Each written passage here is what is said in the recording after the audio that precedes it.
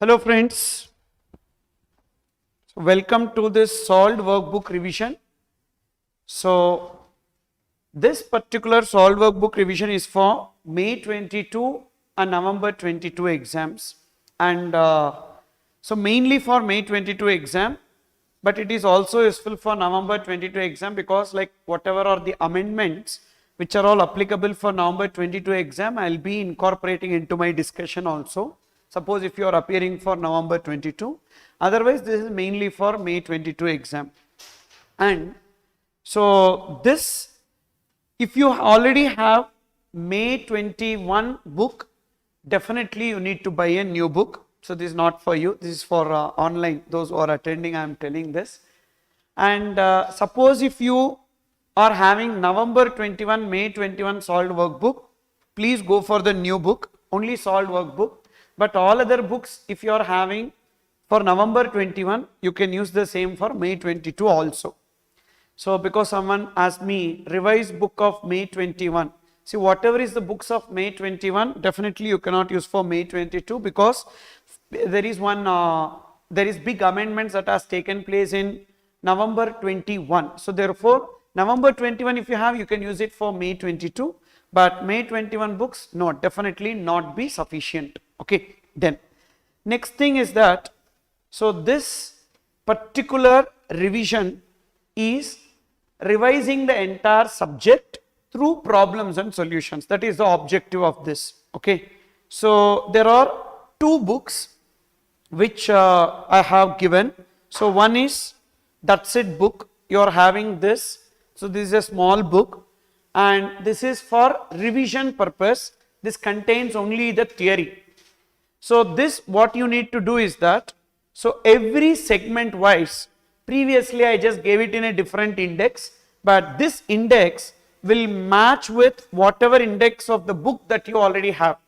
If you have attended my regular batch, so that book I have provided, na, resources book. The same book segment wise it is there in the same order. So once each and every segment gets completed, you can read this particular revision, and so that you will be able to understand the concept. And moreover, for your May 22 exam, using this book, I will be making a revision called as rocket revision. So this entire book I will be discussing, but not now. So that will be around some March month, because already the exam dates have also been announced if you are appearing for May 22. So from May 15th onwards, I think exams are starting, 14th onwards. So therefore, definitely already the seriousness should have been started. Okay, because when you see the exam notification, whether it will happen or do not happen, all these questions are put to rest. See, ICAI will go against all odds to conduct the exam. So for sure they will be conducting the exam. Okay, so therefore May exams, so I will be doing the rocket revision in the month of March. So that rocket revision will be containing the revision of this book. So this That's It book, last time also I did this revision. For last 4 attempts I am doing this revision, and every attempt the students are getting benefited, because how much ever they learn, but one day before the exam how much they are able to revise, that is only going to come in the exam, that they can recollect it in the exam. So due to that reason, so this revision will be there, it will be in YouTube, and you can watch it till the time you go for exam. So it will be available at your end, and concept wise also the link will be there, in the sense like if you click on that particular concept, the video will go to that concept and you can watch that. Okay, and even throughout, like I'm planning it for around some 16 hours this time, 16 to 18 hours of rocket revision, and if possible I will try to reduce that also, but I will ensure that it will not go beyond that. The objective is like you should be able to complete it in 12 hours, like 1.5 views, if you 1.5 speed, if you watch the video, you should be able to complete it in 12 hours, so that one day before the exam, morning you can start, by evening you can complete that. That is the objective of that rocket revision. So therefore, you can purchase the book before itself. Already I have given to you, as you attended the regular batch I gave to you, and others they can purchase this book, and now itself you can start preparing from that. As you got this book, So once each and every chapter gets over, so you please prepare from that, okay? The revision you have to do. And as I already said, every Saturday I will be taking this solved workbook revision. So therefore, this particular session will be there for every Saturday 10 to 1, and once this session gets over, live session gets over, it will be available in YouTube platform itself for watching it later. Suppose if you miss any particular Saturday, don't worry, the lecture will be there, but of course we will do little bit of editing and put it, okay? So reason being maybe the starting time, the ending, and in the middle break, etc., that we will edit, and we will be putting that video in the YouTube itself, okay? And so that it will be available, you can watch any time up to the time you go for exams, okay? Then, sir, if I need to score, I already attended your batches in the previous, etc. Suppose if any student is asking this doubt, if your friend also asking this doubt, convey to them, if they have attended any batch, not necessarily my classes, any indirect tax classes, by keeping these two books, they can complete. These two books are sufficient with theory, and this contains the problems and solutions. So problems and solutions in detail. So lot of questions I have included in this book. So therefore, these two books, if they prepare also, they will be able to complete, okay? So therefore, if they don't have any idea about the subject at all, then they need to join for the regular batch and the fast track batch. If already attended, these two books will be sufficient. Then, coming back to our agenda, that is rocket revision will be in the month of March. Until that point of time, Jan and February, every Saturday, I will be doing solved workbook revision. So today's session is about introduction to GST and taxable event under GST. And next Saturday, it will be place of supply and exemptions. Like that, every week we are going to complete that portion, okay? So what you need to do is that, so by Saturday, as this solved workbook revision happens, so before that itself, you need to revise that SIT book once, okay? Or whatever book that you have, you need to revise that once, and you need to come for this session. Done? And let's start with this introduction to GST. And one more student has asked me, like, so two books, that is solved workbook and this that's it book. This that's it book and this solved workbook, okay? So these are the two books I was referring to. One student asked me, sir, how many problems you are going to solve? See, I did not keep anything in mind that I have to solve this many number of problems only, but majorly I wanted to cover this solved workbook. That is the objective. So it's not like I don't have any idea like I want to cover 30 questions or I want to cover 40 questions. Majorly I wanted to complete. So let's see as the time progress, so that we will be able to complete the portion. But at the same time, I don't want to give you like the entire book I cannot discuss. The time is there. You also should practice some questions. So therefore, majorly I wanted to complete. That is my objective, okay? Next. So look into the book, page number 1, segment 1, introduction to GST. Introduction to GST. So we have some basic questions in this, okay? And this may or may not come in exam, because introduction to GST is not important from exam point of view. Hardly, so 4 marks could be asked. The 2, if at all they wanted to ask, they will. In question number 6, a theory question could be asked on this, but otherwise we will not get any questions from introduction to GST. So the weightage will be hardly 4 marks. And this solved workbook contains even ICAI study material questions also. So when you are solving questions from this, you don't have to refer to any ICAI study material, because almost all questions from ICAI SM I have included in this book itself. If it is like repeated ones, I haven't touched. Repeated ones I haven't touched, like same concept. So 2-3 questions I eliminated that, but study material, yes, it is included in this book. And then past exam questions, yes, included in this book. RTP, MTP questions, yes, it is included in this book.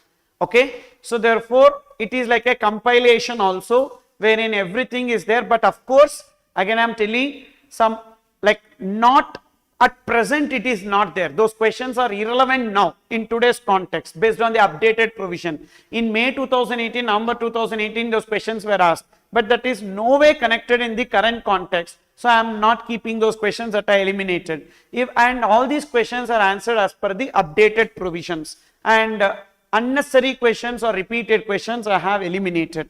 So that's, and I merged, like for example, in one question there is only one adjustment separate. That adjustment alone I gave in the single question itself. Like that I merged 2-3 questions also. Now, in this, the first question, it's a simple question related to computation of net GST payable. Messrs. X Limited being a registered person supplying taxable goods in the following manner: intra-state supply, interstate supply, etc. we have. So we need to compute the net GST payable.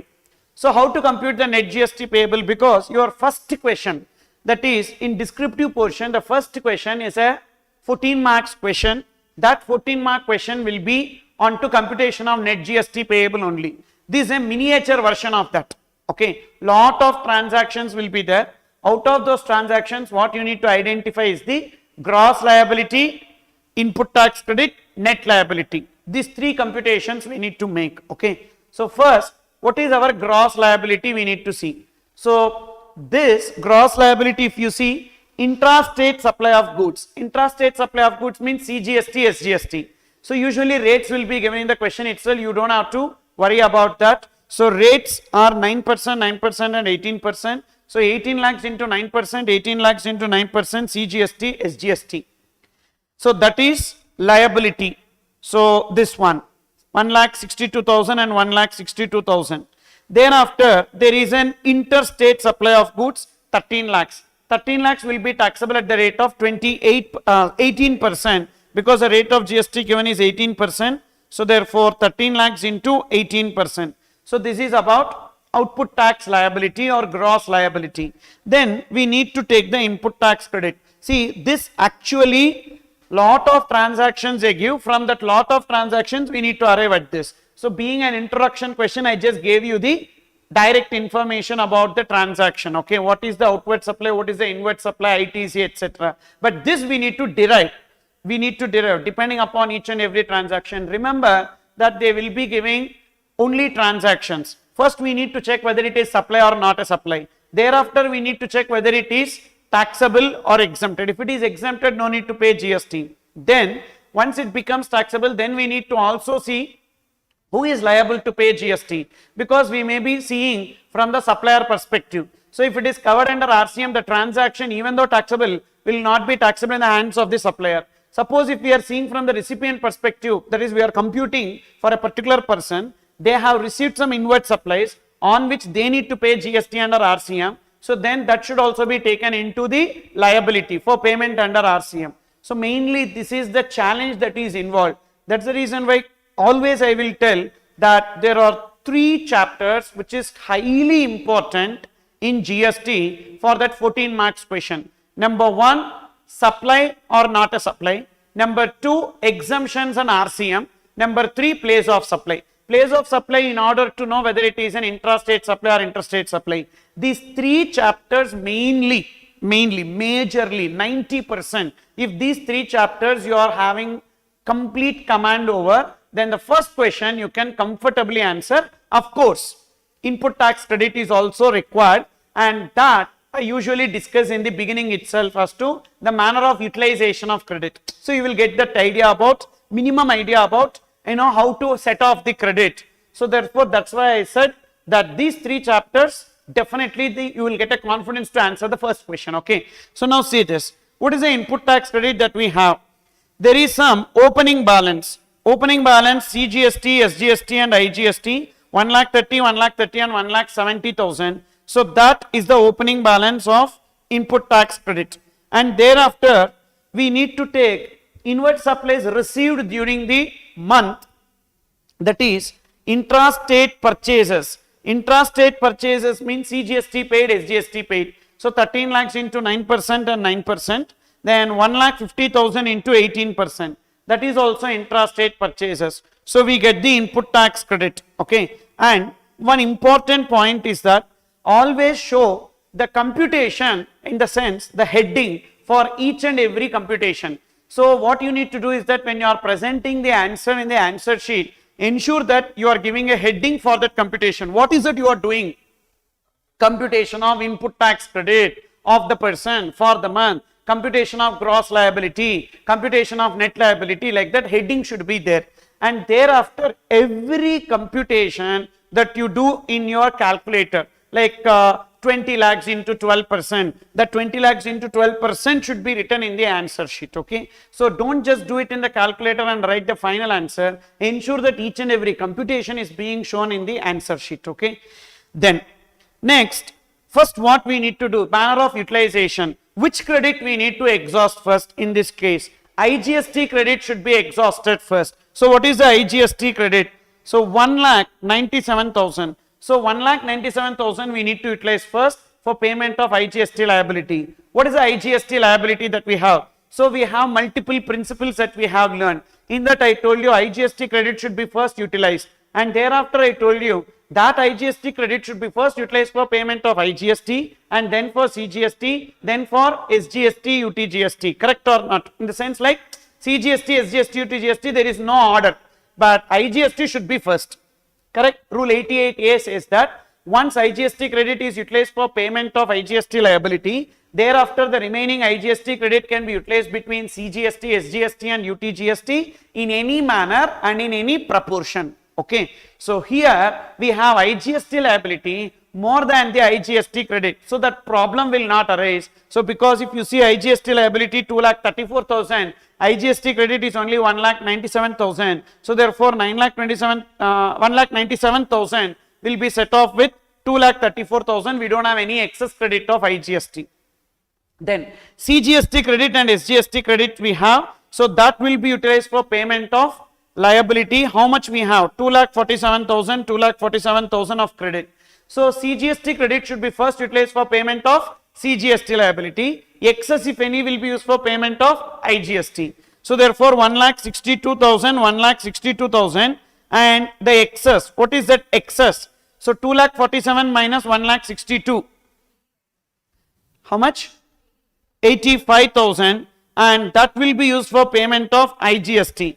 So here when we use the CGST, SGST credit, we can use 37,000, but that 37,000 of which credit we need to use? That is also rule is there. I told you the last rule, that is for payment of IGST liability, first we need to use IGST credit, second we need to use CGST credit. I'll tell you what is a mistake that we do in this case. What we will think, anyhow IGST we need to pay, let it be CGST, SGST we will pay, but both our credits are there, both CGST credit is there, SGST credit is there. So which credit you should have used? The second, CGST credit. So that's where from CGST only I spent. I did not take out of SGST, because in SGST that 85,000 it is there. So the 37,000 is taken from which credit? CGST credit. That's where if you see the excess balance of CGST is only 48 and SGST is 85,000. This is only correct answer.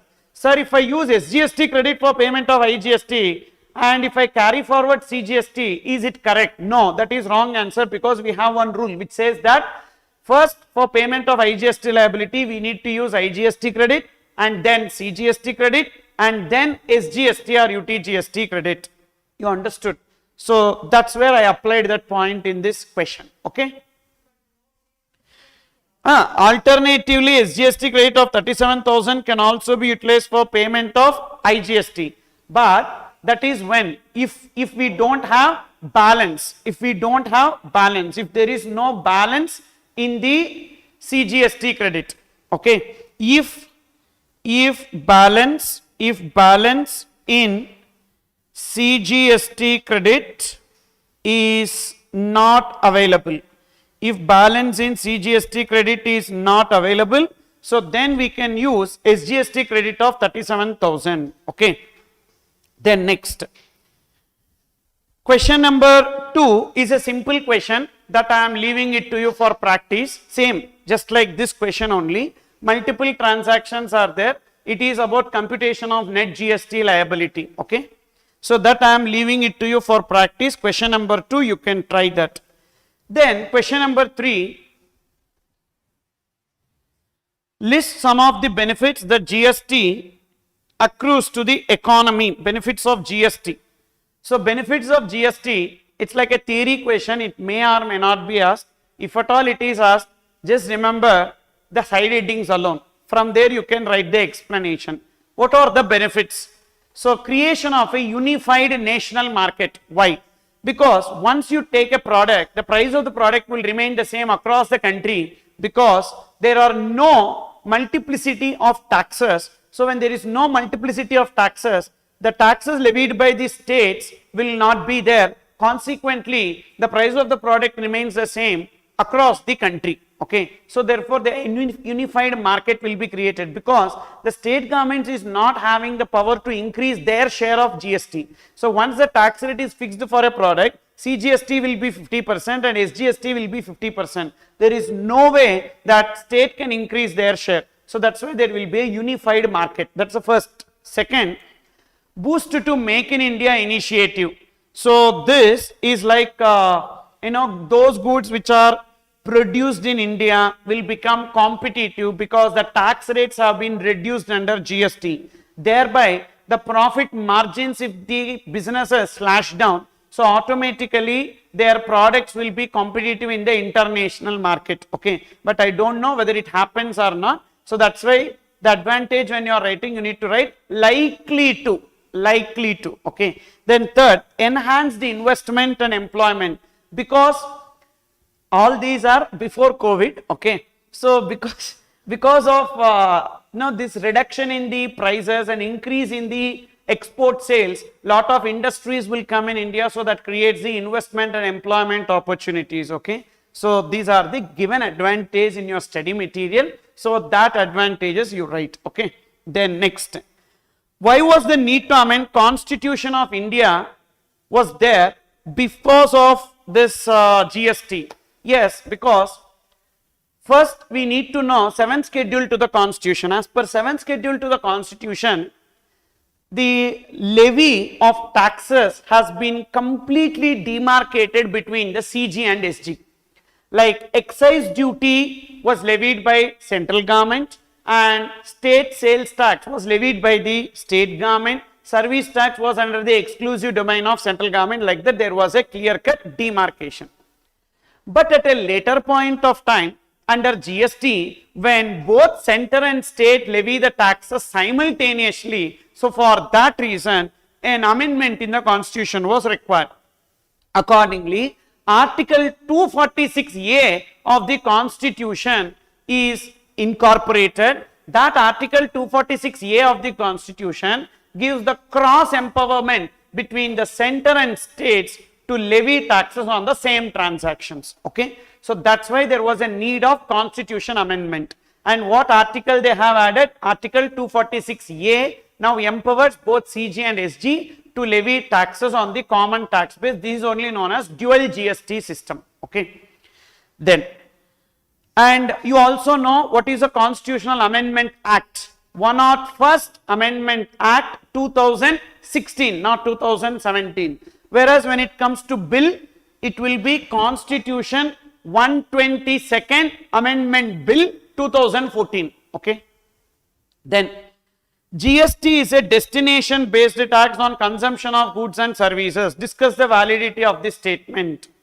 So yes, GST is a destination based consumption tax, because so whenever a transaction happens between two states, the tax revenue will go to the consuming state where the goods and services are getting consumed. In other words, that state will be determined based on place of supply. So the place where the goods are consumed or services are consumed, so that particular state is going to enjoy the tax revenue, 50% of the tax revenue. Due to that reason, so GST is known as a consumption based destination tax. Okay. Then discuss the leviability of the GST or otherwise on the following. Alcoholic liquor for human consumption. First of all, levy or not a levy, not a supply, all these are irrelevant here. Okay. So whether there is levy or not, no levy. Alcoholic liquor for human consumption, there is no levy as per section 9 subsection 1. Section 9 subsection 1 of CGST Act has excluded alcoholic liquor for human consumption from the levy of GST, and it will never come into the ambit of GST. Until that point of time, the existing indirect taxes will continue. What are those existing indirect taxes? Excise duty upon manufacture. Which excise duty? Center or state? State excise duty. And then CST and VAT, that will be applicable. And then second product, petroleum crude, diesel, petrol, aviation, turbine fuel and natural gas. As per section 9 subsection 2 of CGST Act, so we have these 5 petroleum products outside the ambit of GST, and that may be incorporated into GST as and when the GST Council decides. That we need to write. Until that point of time, upon manufacture, central excise duty payable, and upon sale, CST or VAT will be payable. Okay. Then tobacco. Tobacco, what is the levy under tobacco? Tobacco is covered under GST. Also, tobacco is continued to be levied under central excise duty. So at present, not only GST but also central excise duty applicable on tobacco. Opium, Indian hemp and other narcotic drugs. So opium, Indian hemp, narcotic drugs, it is nowhere excluded. So therefore it comes under other goods, and all other goods are covered under the ambit of GST. So GST is payable on those goods. Okay, because this will not come under alcoholic liquor for human consumption. Opium, narcotic drugs, etc. will not come under alcoholic liquor for human consumption. So therefore it will be covered under GST. Okay. Then discuss Article 269A of the Constitution. So 246A is what? 246A is cross empowerment between the states and the center for levy of GST. 269A is distribution of IGST revenue to the state. 269A is distribution of IGST revenue to the state. Okay. So whenever the sale or transaction is interstate trade or commerce, then in that case such tax shall be apportioned between the union and states. So what is the manner of apportionment? If you remember, we discussed section 17 IGST settlement. Okay. So that IGST settlement is decided based on Article 269A of the Constitution. Okay. So they gave section 17 of IGST Act. This IGST apportionment, what will happen? Suppose if IGST credit is used for payment of SGST liability, so then central government has to pay that amount to the state government. If SGST credit is utilized for payment of IGST liability, state government has to give that money to the central government. Like that we have na. And then beyond that, if there is place of supply, in the sense like if the recipient is not taking the credit, or if the recipient is not eligible to take the credit, so in that case, so whatever is the IGST revenue with the central government, so it will be apportioned between the center and states in 50-50 based on place of supply. If place of supply cannot be ascertained, it will be given to those states based on the turnover of that person, turnover between the states. If the turnover data is also not available, it will be given to all the states and union territories. Like this, we have a provision in section 17 of IGST Act. So that section 17 of IGST Act, the principles of that, the root, if you see, it is Article 269A of the Constitution. That is this.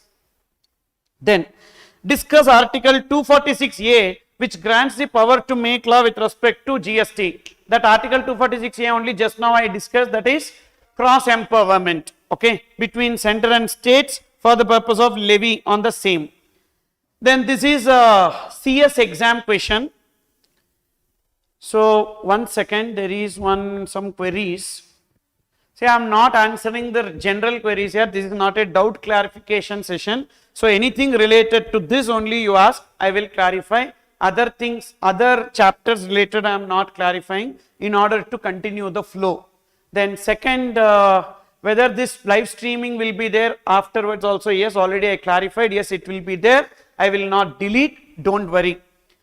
Then attach a schedule of chapters in the description that you are going to take in Saturdays. So every Saturday I will tell you. So next Saturday it will be place of supply and exemptions. That depends upon our flow, no? So whichever class that we are taking, whichever chapter we complete, so that particular chapter. So therefore, actually you should all thank these regular batch students because they have agreed to give that in the YouTube. You did not agree, huh? You agreed, huh? Okay. Who are you to agree? It is my decision. Therefore, next week I can tell, but thereafter next week it depends upon the flow of whatever topics I am taking here. Then next, see this CS exam question. Answer the following independent issues in the context of provisions contained under GST Act. The different applicable rates of GST which also apply to IGST. What are the different rates?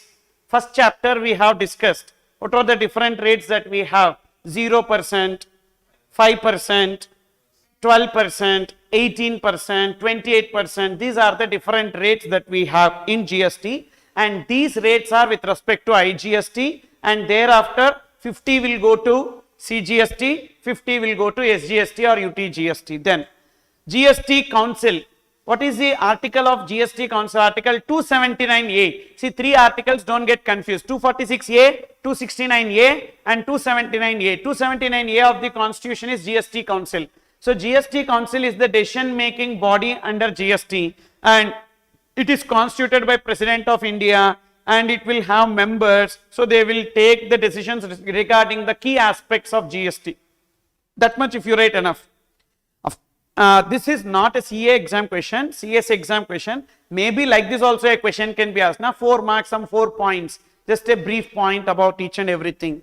Then next, point of taxation. Point of taxation is not there in the earlier indirect tax regime. It was there, but now it is not there. So the point of taxation means at point of time, at what point of time we need to pay service tax, like that it was there. So but the similar point is there in GST called as time of supply.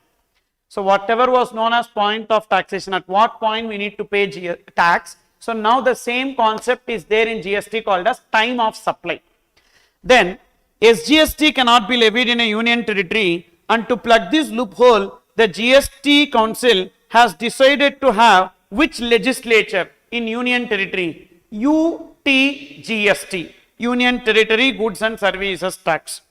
Name the act and the period which provides compensation to the states for loss of revenue because of implementation of GST. What is the act?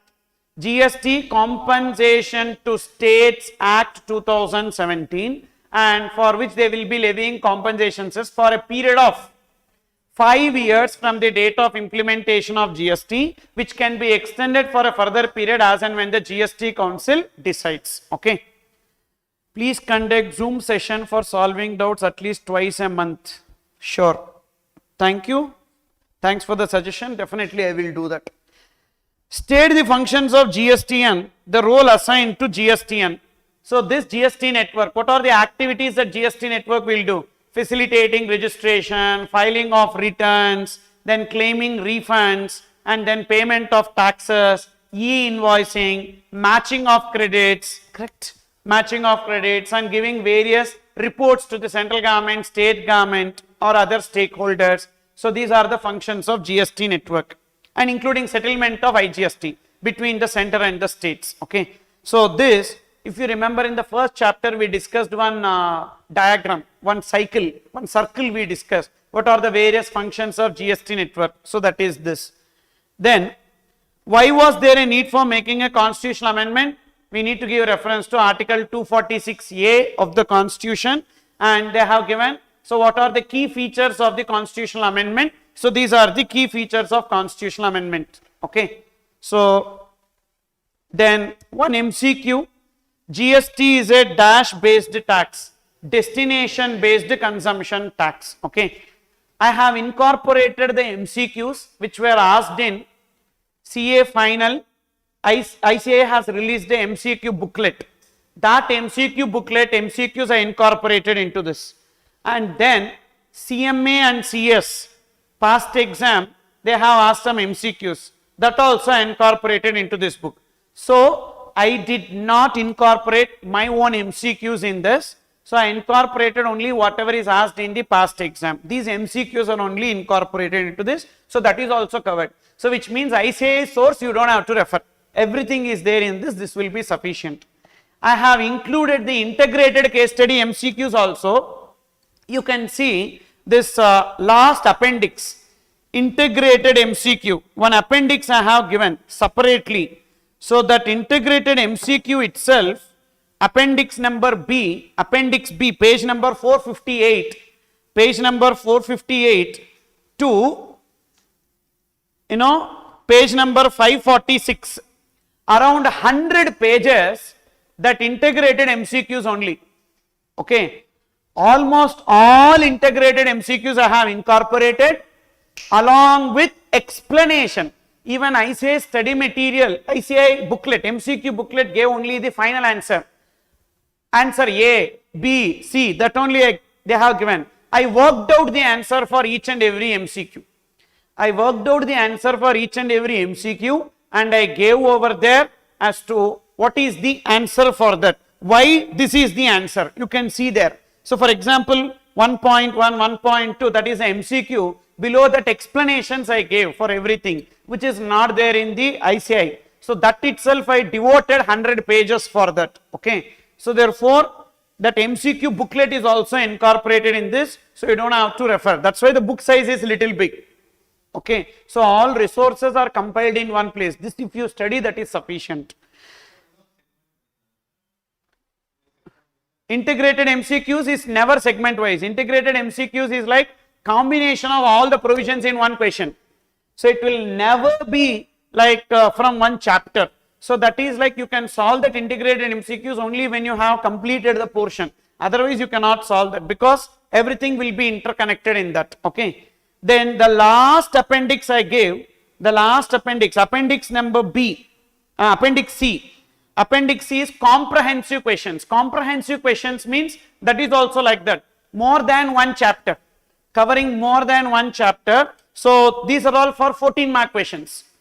14 mark questions. Okay. I gave all past exam questions which are asked because this trend started from 2019 only.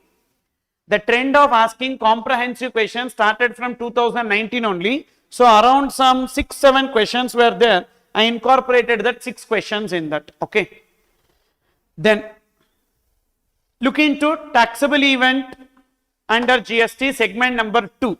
Segment number 1 is just the basic. So nothing was there and only some theory question for 4 marks, 5 marks that could be asked. And segment number 2, taxable event under GST is a very, very important area, mainly because first when you see the transaction, something should come in your mind. Is it supply or not a supply? That is important. When you see a transaction, supply or not a supply. So then only taxable or exempted. So for that this chapter is highly useful. And there is an amendment also in this chapter, 7.1AA. So due to that reason, possible that they may touch upon the questions related to 7.1AA. What is that 7.1AA? So any activity or transaction between a person other than individual and its members. So that it should be for a consideration. Then it will be coming under supply 7.1AA. For example, a firm is there and partners of the firm are there. So if the partners provide any services to the firm for which firm they receive any money, that previously was not covered under any supply etc. But now it will be coming under 7.1AA. So a partner providing the services to the firm for which firm will pay some money to the partners will now come under supply 7.1AA, even though firm and partners are one and the same. Not only firm and partners, even an unincorporated association and its members or a club or society to its members, that is also covered under 7.1AA. Then, so look into the first question. This first question is related to consideration. Consideration is defined under section 2 clause 31. So we have a meaning of consideration. So that consideration definition we need to apply for this question to arrive at the answer. Look into that. Number 1, Reliance Jio offers free mobile handset on payment of security deposit worth rupees 1,500, which is fully refundable. So whether it is treated as consideration or not, that security deposit, no. That security deposit is not treated as consideration because it is refundable in nature. Consideration excludes two things. What are they? Refundable security deposit and subsidy from CGRSG. Good. So these two are excluded from the meaning of consideration due to that reason. Then number 2, Miss Radha, a customer purchased a gold necklace weighing 275 grams from GRT Jewelers in exchange of her old gold articles weighing 200 grams and pays differential amount in cash. First of all, you take from GRT perspective. So GRT is giving the new necklace and getting the old necklace and cash. So that old necklace is also consideration coming under non-monetary consideration, and the cash received is monetary consideration. Both are treated as consideration against supply of new necklace, and that will be treated as consideration, and that activity will be supply chargeable to GST. From Miss Radha perspective, if you see, Radha is giving the old necklace and she is getting the new necklace. Can that new necklace be taken as consideration for giving away the old necklace? Yes, but the transaction will not come under GST because it is a personal transaction. In GST only the business activities will be coming into picture. So I gave that explanation. Whatever I gave now, explanation that I gave in detail. Okay. So sale of gold necklace by jeweler to customer, sale of old gold articles by customer to jeweler. Okay. Then next, number 3, MRF Cricket Association Chennai gifts a motorbike to Mr. Prem as an inducement to join their cricket club. So inducement to join the club will be coming under consideration. Okay. So because consideration can be in response to, in respect of, for the inducement of supply of goods or service or both. So this will come under inducement. Okay. So this is a consideration. XYZ Limited is manufacturing fertilizers used for agriculture purpose. State government has given 30% subsidy on sale of such fertilizer. So subsidy from SG will not be treated as consideration, specifically excluded. Okay. And then ABC and Company, a trading concern, has supplied the product X to Mr. Y at a subsidized rate of 30,000. Open market value of such goods is 45,000. The supplier of ABC and Co has given the subsidy to it to compensate the price difference. This subsidy is from other than CG or SG. So any subsidy from other than CG or SG will be treated as consideration. VS Limited provides tax consultancy services without any consideration to SK Limited, in which VS Limited holds 30% shares. The said consultancy has been provided for the benefit of the entire group. So what is the answer for that? First of all, tax consultancy services without any consideration to SK Limited, in which VS Limited holds 30% shares. Holding 30% shares do not establish any control. So therefore it is not a transaction between related parties. So when it will become transaction between related parties more than 50%, then it will be called as related parties, and in that case it will become supply under 71C. But here just 30%, so therefore it is not coming under supply 71C because there is no consideration involved in the transaction. These services are provided free of cost due to that reason. Okay. 6th one I missed. Venus Music World charged a late fee as a penalty for late return of DVD compact disc to its customer. Yes, late fees, penalties, etc. will be coming under consideration. Okay. So therefore that will come. What about late fees and penalties levied by government? Late fees like penalty or fines levied by government or for breach of law, which are legal consequences, that should not be treated as consideration. I told you this. Consideration for tolerating an act, while discussing that I told you that late fees or like penalties or fines which are levied by government is for breach of law. In that case, it is not treated as consideration. For any breach of contract with which we entered into government, then if they levy anything, that will be coming under consideration for tolerating an act. Then question number 2, Mr. Raju an employee provides his service on a contract basis to an associate company of Vikram Enterprises, the employer. The above activity is being carried out in lieu of specific monetary consideration. Is it supply? If so, who is liable to pay GST? First, employee who is working on a contract basis to his associate employer. So, not to the employer. If he is working for the employer, even on contract basis, it will not come under employee to employer. Try to understand this. I am an employee.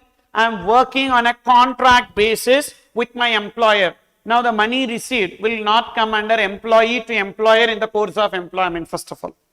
Then contract workers, contract laborers are not treated as employees. No. So, they should be into the roles of the employment. Then only they will be called as employees. Okay. So, then if they are on a contract basis, so 194C or 194J gets attracted.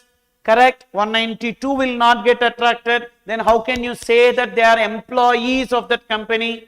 So, that exclusion will not come. So, exclusion will come when? Only if they are employees under the roles of that particular organization. Now, here he is not working with that employer, his employer. He is working with the associate of the employer. Definitely it is not employee to employer in the course of employment. Due to that reason, the money received will be chargeable to GST. If that person is registered, he will pay. If that person is not registered, he will not pay. But it is treated as supply and chargeable to GST. Okay. Then, next, question number 3. Crown Beers India Private Limited supplies raw material to a job worker, Karina Limited, for manufacture of alcoholic liquor for human consumption. After completing the job work, the finished product of 5,000 beer bottles are returned to Crown Beers India Private Limited, putting the retail sale price as 200 on each bottle. Karina Limited charged 100 per bottle as job work charges of carrying out the intermediate production process of alcoholic liquor for human consumption from Crown Beers India Private Limited. The question here is whether it is supply of goods or supply of services. So, because they are printing how much as the price, 200 on each bottle. So, whether 200 rupees means whether it will be treated as supply of goods or not. If it is treated as supply of goods, the 200 rupees will become the value. Whereas if it is treated as supply of services, the value will be only the job work charges. What is the job work charges? 100 rupees per bottle. So, when we do process on the goods belonging to the other person, carrying out any process on the goods belonging to the other person is known as supply of service. So, in this case, it will become supply of service. And is it first of all supply? Yes, it is supply under 7(1)(a). Why? Activity for consideration in the course or furtherance of business. So, it is supply. Then where it will be classified? 7 subsection 1 capital A, read with schedule 2, it is classified as supply of service. So, therefore, how much should be taken as the value? What service it is? Job work. And what should be taken as the value? Only job charges, that is 100 rupees. On that, how many bottles, whatever, 5,000 bottles, 5,000 bottles into 100 rupees into 9% CGST, 9% SGST, that will be the liability. Then, next, question number 4. A builder entered into an agreement to sell a flat, carpet area 1900 square feet to a customer. The additional information is as follows. Price of the flat, including apportioned value of cost of land 42 lakhs, includes prime location charges, namely charges for getting a sea view 2 lakhs, and B, charges for providing space for covered parking. Now, these are the charges that are collected. The builder received part of the payment before construction was completed. So, we have an exclusion from supply. 7 subsection 2 read with schedule 3 of CGST Act, that is sale of land including sale of building where entire consideration is received after obtaining completion certificate or first occupation, whichever is earlier. But here part of the consideration is received before obtaining completion certificate, which means that this will be covered under supply. When it is covered under supply, it is chargeable to GST. What is chargeable to GST? Entire consideration is chargeable to GST. And here, when you compute the GST, there is one exemption. What is that exemption? Whenever there is a sale of flat, 1/3 that is sale of flat including the value of land, or UDS, undivided share of land, 1/3 deduction is available with respect to the gross amount. What is the gross amount? 42 lakhs. But sir, 42 lakhs includes the prime location charges, namely getting a sea view. So that should also be taken. Yes. How much we pay for the flat? How much we pay for the flat? The gross amount should be taken, including like north facing flat, east facing flat, or sea facing flat, like that. Whatever extra charges that they are collecting, everything should be taken into the gross amount. However, parking or registration or stamp duty, all these are separate, because parking charges is not for the flat. Parking charges is separate, that will be fully chargeable to GST. But whenever we take the flat value, 42 lakhs gross, from that 42 lakhs, 1/3 should be taken out. So which means the 2/3 will be for 42 lakhs. But parking charges don't do 2/3. Parking charges fully should be taken. So 42 lakhs into 2/3. 42 lakhs into 2/3 plus 1,25,000. That should be taken as a total. And on that we need to compute GST. Okay. And the rate of GST, if you see, 3.75% means 7.5%. 7.5% is the rate of GST. Yes, right now the flats are taxed. The residential flats are taxed at 1.5% and 7.5%. And this will be without ITC, which means can that builder take ITC on their inward supply? No, they cannot take ITC on their inward supplies. Okay. So therefore what we need to do? First we need to take 42 lakhs into 2/3. So we got 28 lakhs. Add the parking charges 1,25,000 on that 3.75%. Okay.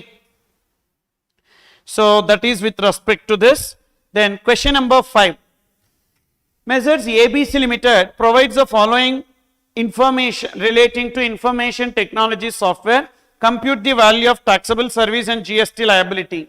So development and design of information technology software, sale of pre-packaged software. So whether both these softwares will be treated as supply of service? Yes. So therefore it is chargeable to GST as supply of service. This is a simple question related to that.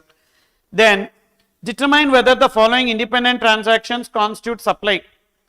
Messrs X Limited paid penalty under section 49 of CGST Act 2 lakhs to department in the month of October. Is it taxable under GST?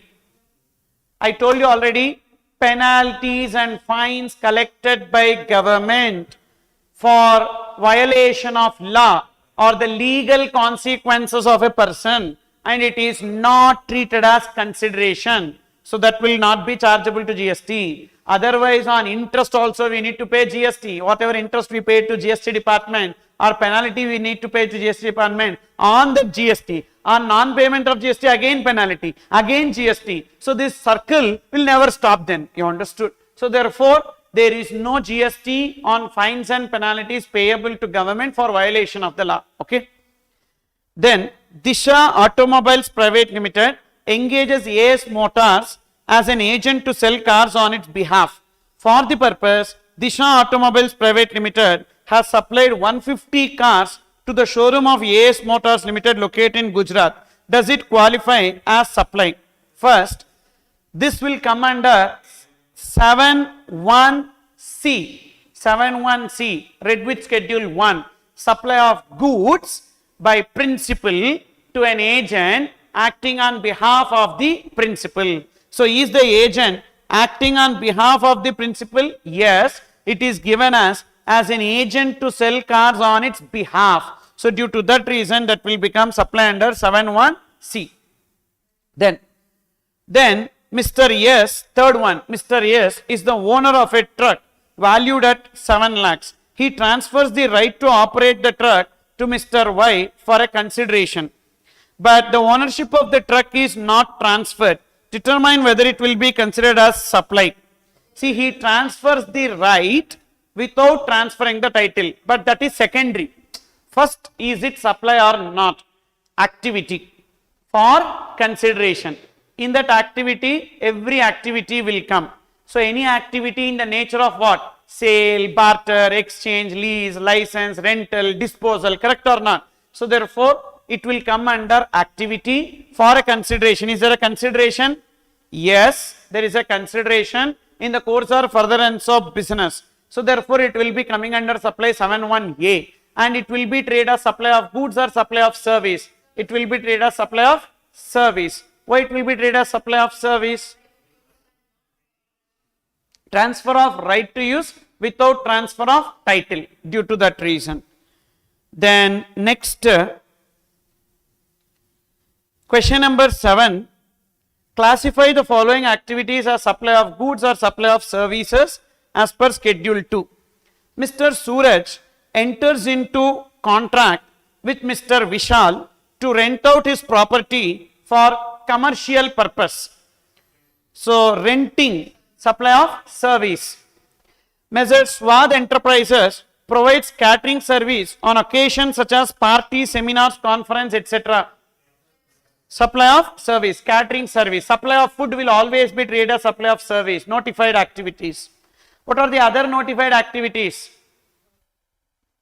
Information technology, software, works contract. So works contract, information technology and software, these three will always be treated as supply of service. Then Messrs. XYZ Private Limited transferred stock of raw materials from its unit in Pune to one of its branch located in Nagpur. Messrs. XYZ Private Limited has not obtained separate registration with respect to each place. See, we may get carried away in this question because Nagpur and Pune both are in Maharashtra.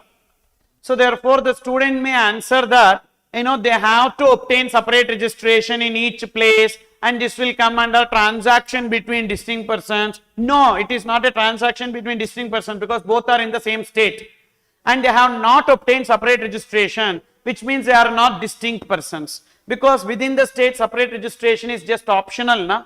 Correct? Then next, Mr. X provided transportation facility for a deceased person in relation to performance of funeral rites. Exclusion from supply, 7 subsection 2 read with schedule 3. What is that? Death related, funeral, burial, crematorium, mortuary, including transportation of the deceased. Okay. Then next, point number 5, Messrs. Nirmiti Developers undertakes a contract of fabrication work in the office of a complex building. So this will be coming under supply of service, construction or works contract. Works contract. In works contract, what will happen? Both supply of goods and supply of service in relation to immovable property. So it will be coming under works contract. Works contract will always be treated as supply of service. Then question number 8. Mr. Raju and Mr. Aditya are running a partnership firm and having goods S and T in stock. Mr. Raju and Aditya decided to dissolve the partnership firm, and the goods S and T are taken over by Mr. Raju and Aditya respectively. The business is not continued further. Whether such takeover of the stock considered as supply, whether ITC availed or not, we need to check. If ITC availed, then it will come under disposal of business asset on which ITC is availed. Okay. So that's why I have answered this with a if condition. You can see there, in the present case, if the partnership firm has availed ITC, if the partnership firm has availed ITC with respect to goods S and T, then it will come under 7(1)(c). Okay. And as per section 7 subsection 1(a), it will be treated as supply of goods. Why? Transfer of title. Transfer of title. Okay. What if ITC is not availed? What if ITC is not availed? Then it is not supply. Can't we apply 7(1)(a) in this case? No. 7(1)(a) cannot be applied, not because of that reason that they are no longer partners. It's about consideration. In 7(1)(a), consideration is required. There is no consideration. That's why we are not applying 7(1)(a). Okay. Clear? That note I have given, that 7(1)(a) will not be applicable in the present case as there is no consideration involved. Okay. Then However, it will not be treated as supply if the business is continued as a going concern, because transfer of business is exempted. We just discussed. So transfer of business is exempted. So that part also, this is how you need to connect and write. You understood what I am telling? See, it's not just writing the answer for the sake of writing. So they may give transfer of business. So transfer of business exempted. So therefore we are not required to pay GST in that case. Okay. So transfer to another person as a going concern includes a inheritance also. Next. Provided that it shall not be treated as supply if the following, under the following exceptions: the business is transferred by as a going concern, or the business carried on by representative, okay, who is deemed to be a taxable person, means the business continues, inheritance, succession, etc. Next, number 9, Mr. Vasudevan has conducted a market survey for Mr. Subramanian. However, Mr. Vasudevan has not charged any fee for such service, as Mr. Subramanian happens to be his best friend. Is GST payable on such free service? Explain. First, no consideration. No consideration means 71C. 71C, DRIP, disposal of business asset on which IT is available. No. Next, related party transaction. Friend is not related. No. Then we have import of service from a related person. No. Principal agent transaction. No. Consequently, it is not a supply and not chargeable to GST. Then, determine whether the following activities fall under the purview of supply. Mr. Raj hires an ambulance for transport facility of a deceased person for performing funeral rituals. Transportation of deceased is excluded from supply. 7 subsection 2 read with schedule 3. Mr. S enters into agreement for sale of land to Mr. R for a consideration.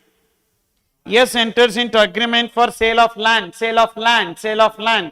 Sale of land is excluded from supply. What if there is a sale of land before the agreement date, sale agreement date, some consideration is received, and after the sale of land, agreement date, some other consideration is received. Whatever it may be, don't apply this part consideration before, part consideration after. That is only for building, not for the land. Land always excluded from supply. Building only, entire consideration received after obtaining completion certificate, not for the land. Sale of land is always excluded from supply. Then, Messrs. ABC developers sold fully furnished building to Mr. Sagar for a valuable consideration. Fully furnished building means, assumption here is that completion certificate would have been obtained. So thereafter when it is sold, it will be excluded from supply. So that's the reason why whenever a second hand flat is being sold or a second hand house is being sold, that is already constructed house or a flat, so on that there won't be any GST because of this reason. Okay.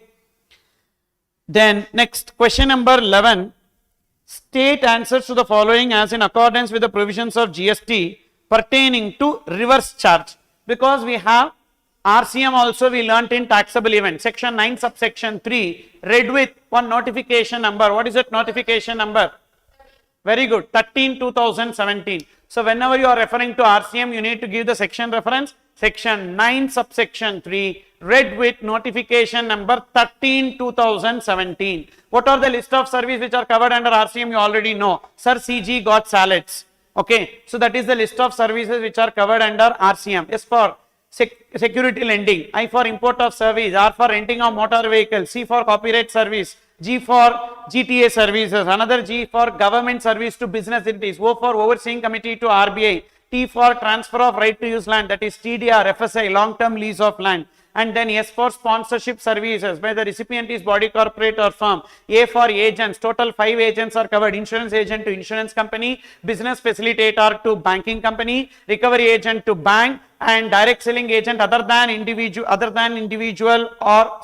body corporate or firm to banking company, and agent of business correspondent to business correspondent. Then L for legal fees collected by the individual advocate or firm of advocate. A for another A is for arbitrator services to business entity. D for director service to company or body corporate. S for security agency service by a person other than body corporate to a recipient who is registered. So these are the list of service which are covered under RCM. Now quickly we are applying there. What are the implications to a supplier if recipient refuses to pay tax under reverse charge?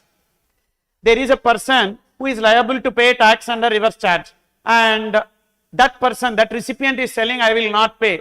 So supplier has to pay. Like that we don't have any provision. Don't create GST law 2.0. Okay. So we don't have that kind of provision. So supplier is not at all required to pay any GST if the recipient refuses to pay. When the liability is on recipient, recipient only should discharge that liability. Even if supplier discharges also, it is of no use. See the second. In case the supplier has paid GST, is the recipient discharged from the liability to pay tax and reverse charge? No. So recipient is not exonerated from discharge of liability if the supplier has paid it. So it will be like supplier has excess paid and recipient has not paid. Then is GST wrongly paid by the supplier available as input tax credit to the recipient? No. First of all, supplier, when he pays, okay, so that amount paid is not tax at all.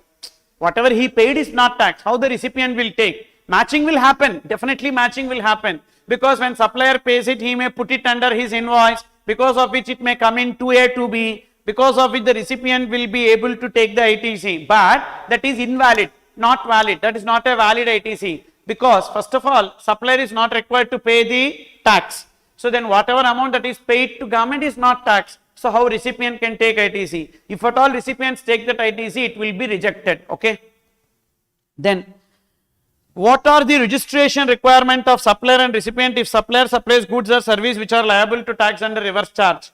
There is no compulsory registration for supplier. Only the recipient who is liable to pay GST under RCM is compulsorily required to get registered under section 24. So there is a section 24 which deals with compulsory registration. So every recipient who is liable to pay GST under RCM is compulsorily required to register. But what about supplier? There is no compulsory registration for supplier. Supplier may or may not be registered.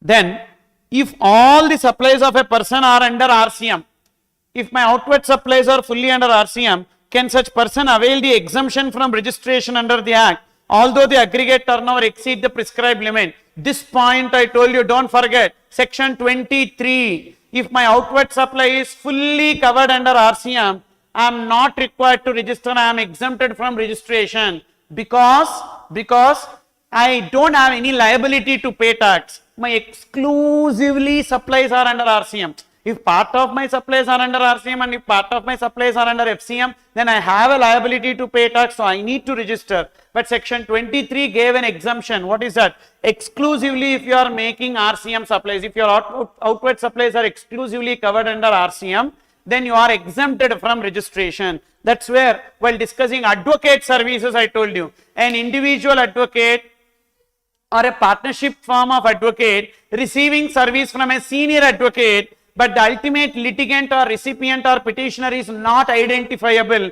then they need to pay tax under RCM. But first of all, they are not required to register. Why they are not required to register? Because their outward supplies are fully covered under RCM. When my outward supply is fully covered under RCM, I am exempted from registration. But section 24 says they are compulsorily required to register. So which will prevail? 23 overrides 24. 23 overrides 24. Okay. That is this. Then next. Question number 12. Answer the following question. 1A. A hotel owner provided accommodation in Haryana through an e-commerce operator, Cool Trips. The hotel owner is not liable to get registered as per the provisions of section 22 because the hotel owner would not have crossed the threshold limit. So because of which hotel owner is not required to register. Who is the person liable to pay GST in this case? E-commerce operator. Is this accommodation service notified? Yes. HAT, housekeeping service, accommodation service, transportation service. For housekeeping services, the supplier should be unregistered. And for accommodation service, supplier should be unregistered. For transportation services, the supplier may or may not be registered. And now for November 22 exam, E is there. HAT, H-A-T-E. E is eating food. Supply of food through e-commerce operators. So that is also coming under 9 subsection 5. Okay. For May 22 that is not applicable. So therefore here it is accommodation services. The supplier is registered or unregistered. The supplier is unregistered. So it is a notified service under 9.5 wherein liability to pay GST is on e-commerce operator. Okay. That is Cool Trips. Then next B, would your answer be different if the e-commerce operator does not have a physical presence in India? If they don't have a physical presence in India, then we need to check whether there is a representative in India. Then that representative shall pay. If there is no physical presence or representative in India, then they should appoint a representative in India for the purpose of payment of GST. Like this, one more place we have discussed. Place of supply, intermediary of OIDR service. Very good. So, correct. So, but there it is may. So, if they don't have a physical presence, if they don't have a representative, they may appoint a person who intermediary of OIDR service. But e-commerce operator, if they don't have a physical presence, if they don't have a representative, they should appoint. Okay, there is a difference there. Then next, 2A, Mr. X, a Delhi resident, submits a cab request to Speed Cabs for traveling from Delhi to Gurgaon. Speed Cabs is a mobile application owned and managed by Speed Technologies Limited, located in India. The application facilitates a potential customer to connect with persons providing cab service under the brand name of Speed Cabs. After Mr. X pays the cab charges using his debit card, he gets the details of the driver, Mr. Y, and the cab's registration number. With reference to Goods and Services Tax Act, discuss who is liable to pay GST in this case. First, it is a notified service or not? Yes. Transportation of passengers by radio taxi, motor cab, maxi cab or motorcycle will be coming under e-commerce operator liability, whether the supplier is registered or not. So, in this case, that mobile application, who owns that mobile application? Speed Cabs. So, they are required to pay GST because it is a notified service under 9(5). Then, will your answer be different if Speed Technologies is located in New York and does not have a representative in India? Now you answer, they should appoint a representative in India for the purpose of payment of GST. Then next, question number 13. This question number 13 we discussed in the assignment itself. Detergent plus bucket. Detergent plus bucket will be coming under not naturally bundled, mixed supply. Why it is mixed supply? Because there is no compulsion that for all quantities of detergent they need to give the bucket. In the ordinary course of business, only for certain quantity of the detergent only they will be giving bucket. So, which means bucket is not naturally bundled in this case. The same example even I have given, coffee powder and coffee mug. Coffee powder and coffee mug also is not naturally bundled because for all quantity of coffee powder they are not giving that. Okay. Whereas I gave you example of Kinder Joy, which is a composite supply. Chocolate along with the toy. Chocolate along with the toy is a composite supply because you will not get the toy separately or the chocolate separately. It is always together. So that will be coming under composite supply. Okay, with respect to the free gifts. Then next, so therefore which rate will be taken here? 28%, the highest rate will be taken. Question number 14. Discuss whether GST is applicable in the following transaction. M transfers 1000 debentures of A Limited to N for a consideration of 4,50,000. So, debentures, securities are neither goods nor services. Yes, there should be a single price. In case of mixed supply, there should be a single price. If there is no single price, then it is not a mixed supply, it will come under two individual supplies. But the bucket is given free now. So, what is the need of having price or not? So, as the bucket is given free, so there is single price. Okay. Then, number 2, T transfers a plot of land situated in Madurai to B for consideration of 40 lakhs. Consideration is however payable in installment, sale of land excluded from supply. Simple. Okay.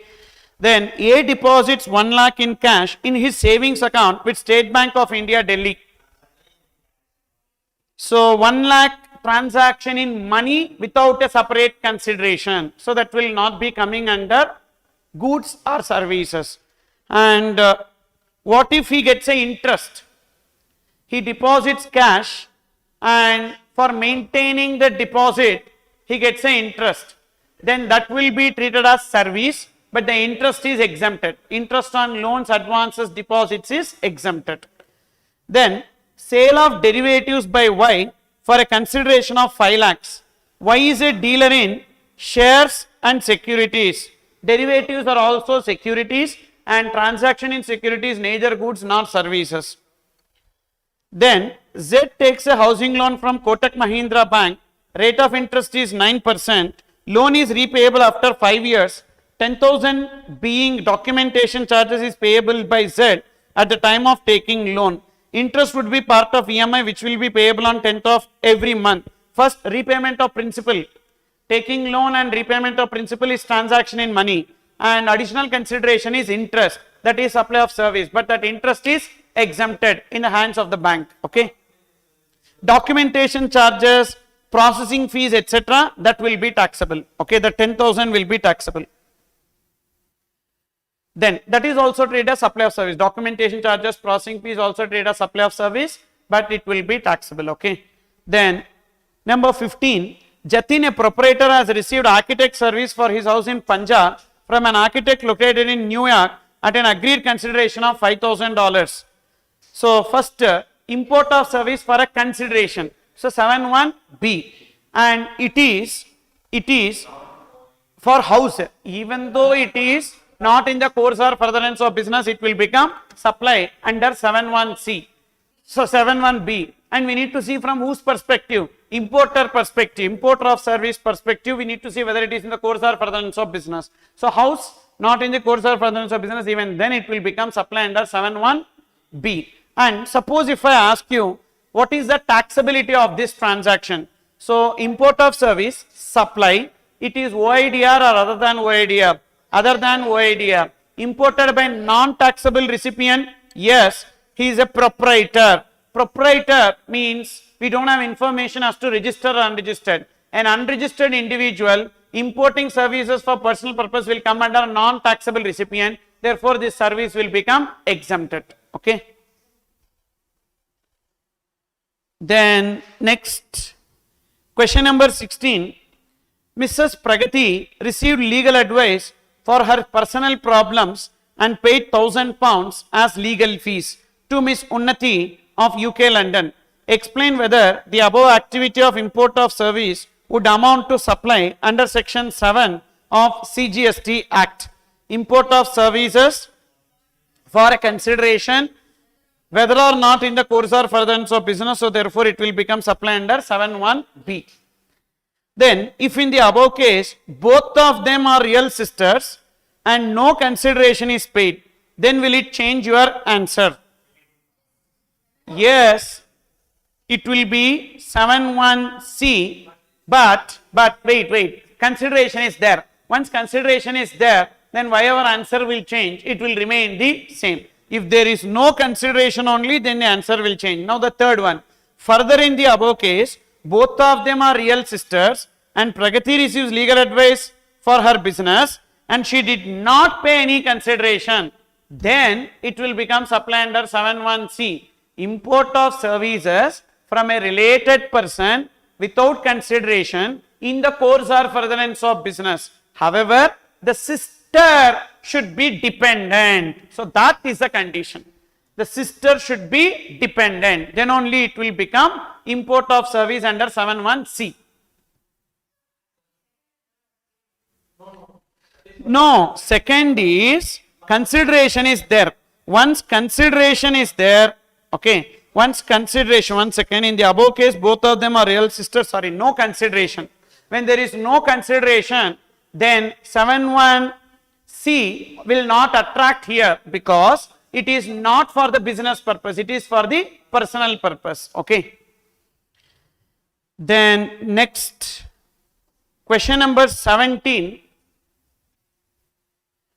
Shahab sells an air conditioner dealer. How to get the book, sir? So for online students, already the book is dispatched. Okay, you all received, na? You got the books. For online students also we have dispatched the books. For Google Drive students also we have dispatched the books. And if you are not attending this batch, then you can purchase the book, you can see the description, you will find the address, you can either come to this place and purchase or you can place the order online. Okay. Look into this. Question number 17. Shahab Sales, an air conditioner dealer in Janakpuri, Delhi, needs 4 air conditioners for his newly constructed house in Safdarjung enclave. Therefore, he transfers 4 air conditioners on which ITC has already been availed by it from its stock for the said purpose. Examine whether the said activity amounts to supply under section 7 of CGST Act.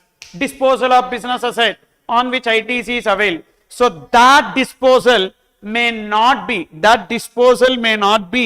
for outsider, that may be taken over by the owner also, because disposal of business asset does not mean not to outsider. Disposal can be to the owner. Drawings also will come. Okay. And here we need to see the owner as different from the business. The owner as different from the business. Then next. Further, a Janakpuri resident Akash approached Shahab Sales. He sold an AC to Shahab Sales for 5,000 rupees. So sale is there. Activity for consideration. Will that come under supply 71A? No, because Akash is not into the business of selling ACs. See, dealer is purchasing the old AC from a resident. So when the resident is selling the old AC, it is not in the course or furtherance of business. Consequently, it will not become supply. Got it? However, AC taken over by the Shahab Sales will come under supply. Now, when Akash is a resident who is selling the AC to the Shahab Sales, that will not come under supply in the hands of Akash, even though there is consideration, but it is not in the course or furtherance of business.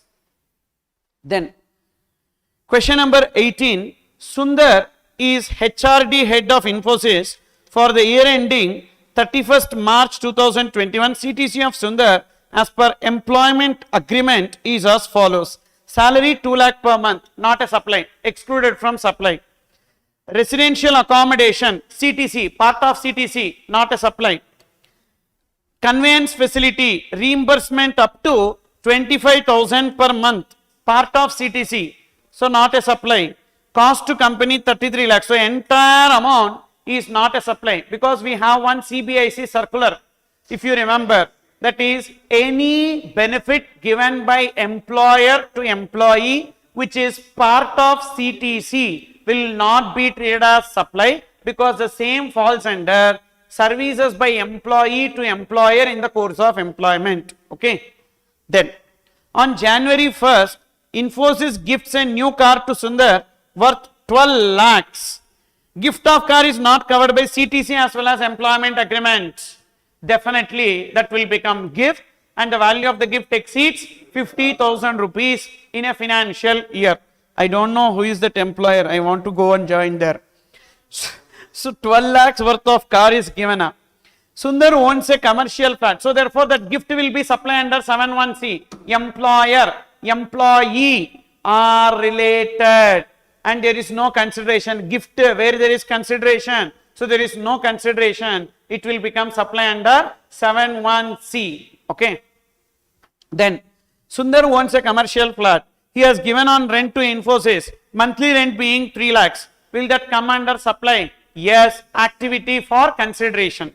So because I own a building that I am giving it to my employer and collecting the rent, commercial, correct? Therefore, it will be coming under supply 71A.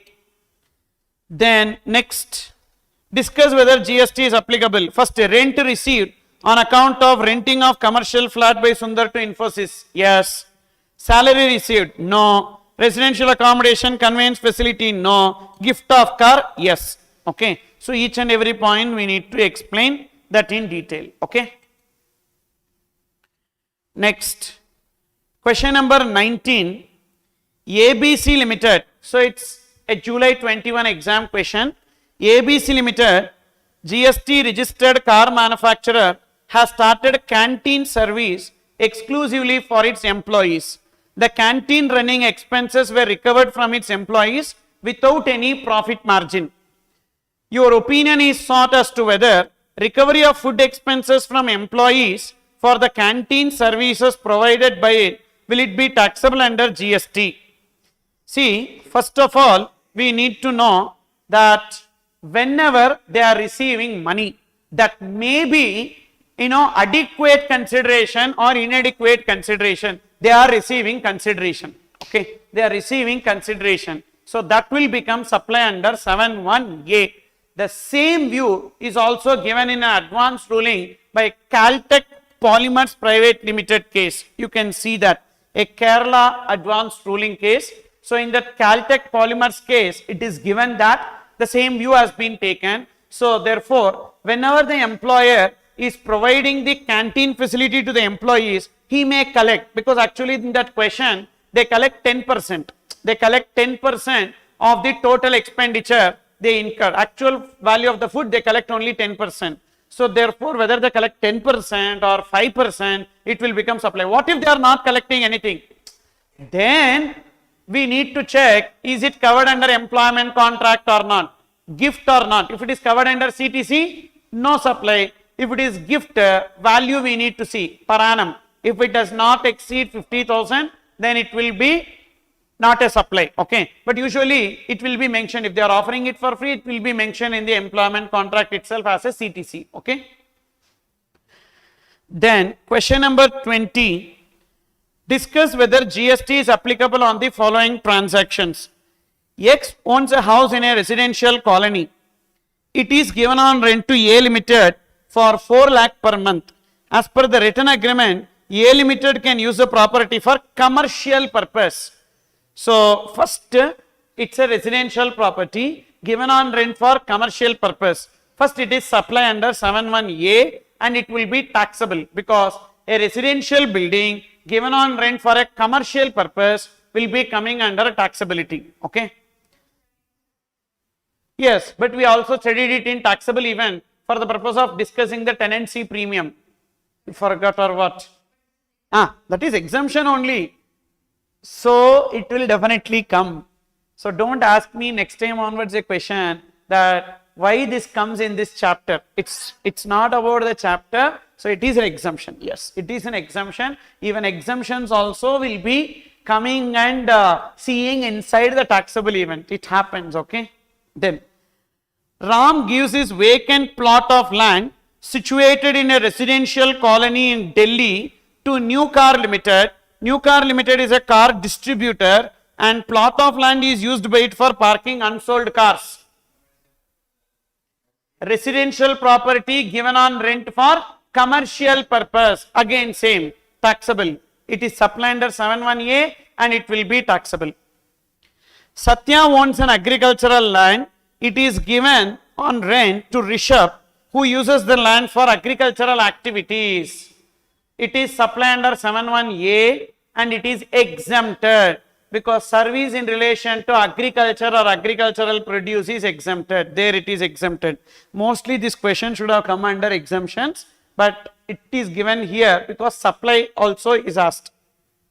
Then Sunshine Hotels owns a hotel in Chennai. Hotel has 200 rooms, club category rooms and suite category room. Declared tariff of club category room is 2,500 per day. Actual rate charged is generally lower depending upon the demand and supply. Club category rooms are given to be, tariff rate is changed to 900 per unit after discount. So we should not see the tariff rate. We should see at what price it is offered. Today only we discuss this. Okay. So at what price it should be offered should be taken. So it is the price at which it is offered, 900 rupees, which is less than or equals to 1000 rupees per day. Therefore it is exempted. Supply but exempt. State whether the following supplies would be treated as supply of goods or supply of services. Chemical treatment on goods belonging to other person, supply of service. Chemical treatment, carrying out any treatment or process on the goods belonging to other person. Repair of goods to other person, again service. Manufacture of garments out of fabric and other materials supplied by another person, job work. That is what, supply of service. Other person gave all the materials, we just do the manufacture, still it is supply of service. So what will be taken as a value? Job charges. Yes, the job charges will be taken as the value. So job charges paid for the process that is done. Then question number 22. State whether the following supplies would be treated as supply of goods or supply of services. Amount charged by bank to customer on non-maintenance of minimum balance. Supply of service. Some act, doing an act. Okay. Then late fee charged by telecom company upon delayed payment of telephone bill. Actually, these are all coming under consideration for tolerating an act. Tolerating an act. Okay. Interest charged by supplier of goods from buyer who failed to pay within agreed credit period. All these will come under supply of service, tolerating an act. Okay. Then next, question number 23. ABC Consultancy, registered in Mumbai, supplies technical consultancy services to its clients. It has been providing technical service to XY Limited Mumbai since past 2 years. Consideration is settled by XY Limited agreement wise. XY Limited paid 45 lakhs to ABC Consultancy on 10 January. Consultancy agreeing to not provide similar technical service to any other business entity in India or on abroad for a period of 8 years. ABC Consultancy is of the view that 45 lakhs is not chargeable to GST. First, so 45 lakhs is covered under consideration for not doing an act. So that will be treated as supply of service and it will be chargeable to GST. Okay. Then 24 you can try. 24 you can mark, same repeated only. Repeat in the sense like you can try that. Simple one only. Even 25, 24 and 25 you can. 26 also simple. 27 also. 28 we discussed in the class itself. 28 we discussed in the class itself. AB Private Limited Pune provides housekeeping service in Maharashtra. The company supplies its service exclusively through an e-commerce website owned and managed by High Tech India Private Limited Pune. The turnover of AB Private Limited during the current year is 18 lakhs. Advise AB Private Limited as to whether they are required to obtain GST registration. So first, what is their turnover? 18 lakhs. They have not crossed 20 lakhs. So therefore, they are not required to register and they are providing service through e-commerce operator. It is a notified service under 9(5). Liability to pay GST is on e-commerce operator, that is High Tech India Private Limited. Will your answer be different if they sell ready-made garments exclusively through e-commerce website? Yes, it will be supply of goods through e-commerce operator, compulsory registration. Okay. And e-commerce operator will be required to collect TCS in that case. In which case? Not first case, second case. Supply of ready-made garments through e-commerce operator will be collecting TCS. Okay. So that is this, and we'll take a break. And then we will continue with the remaining questions. Okay. So majorly I wanted to cover up this way at least the first few chapters up to that made core topics up to input tax credit and exemptions, etc. and all. I want to cover majorly, including value of supply, etc. so that you will get that push.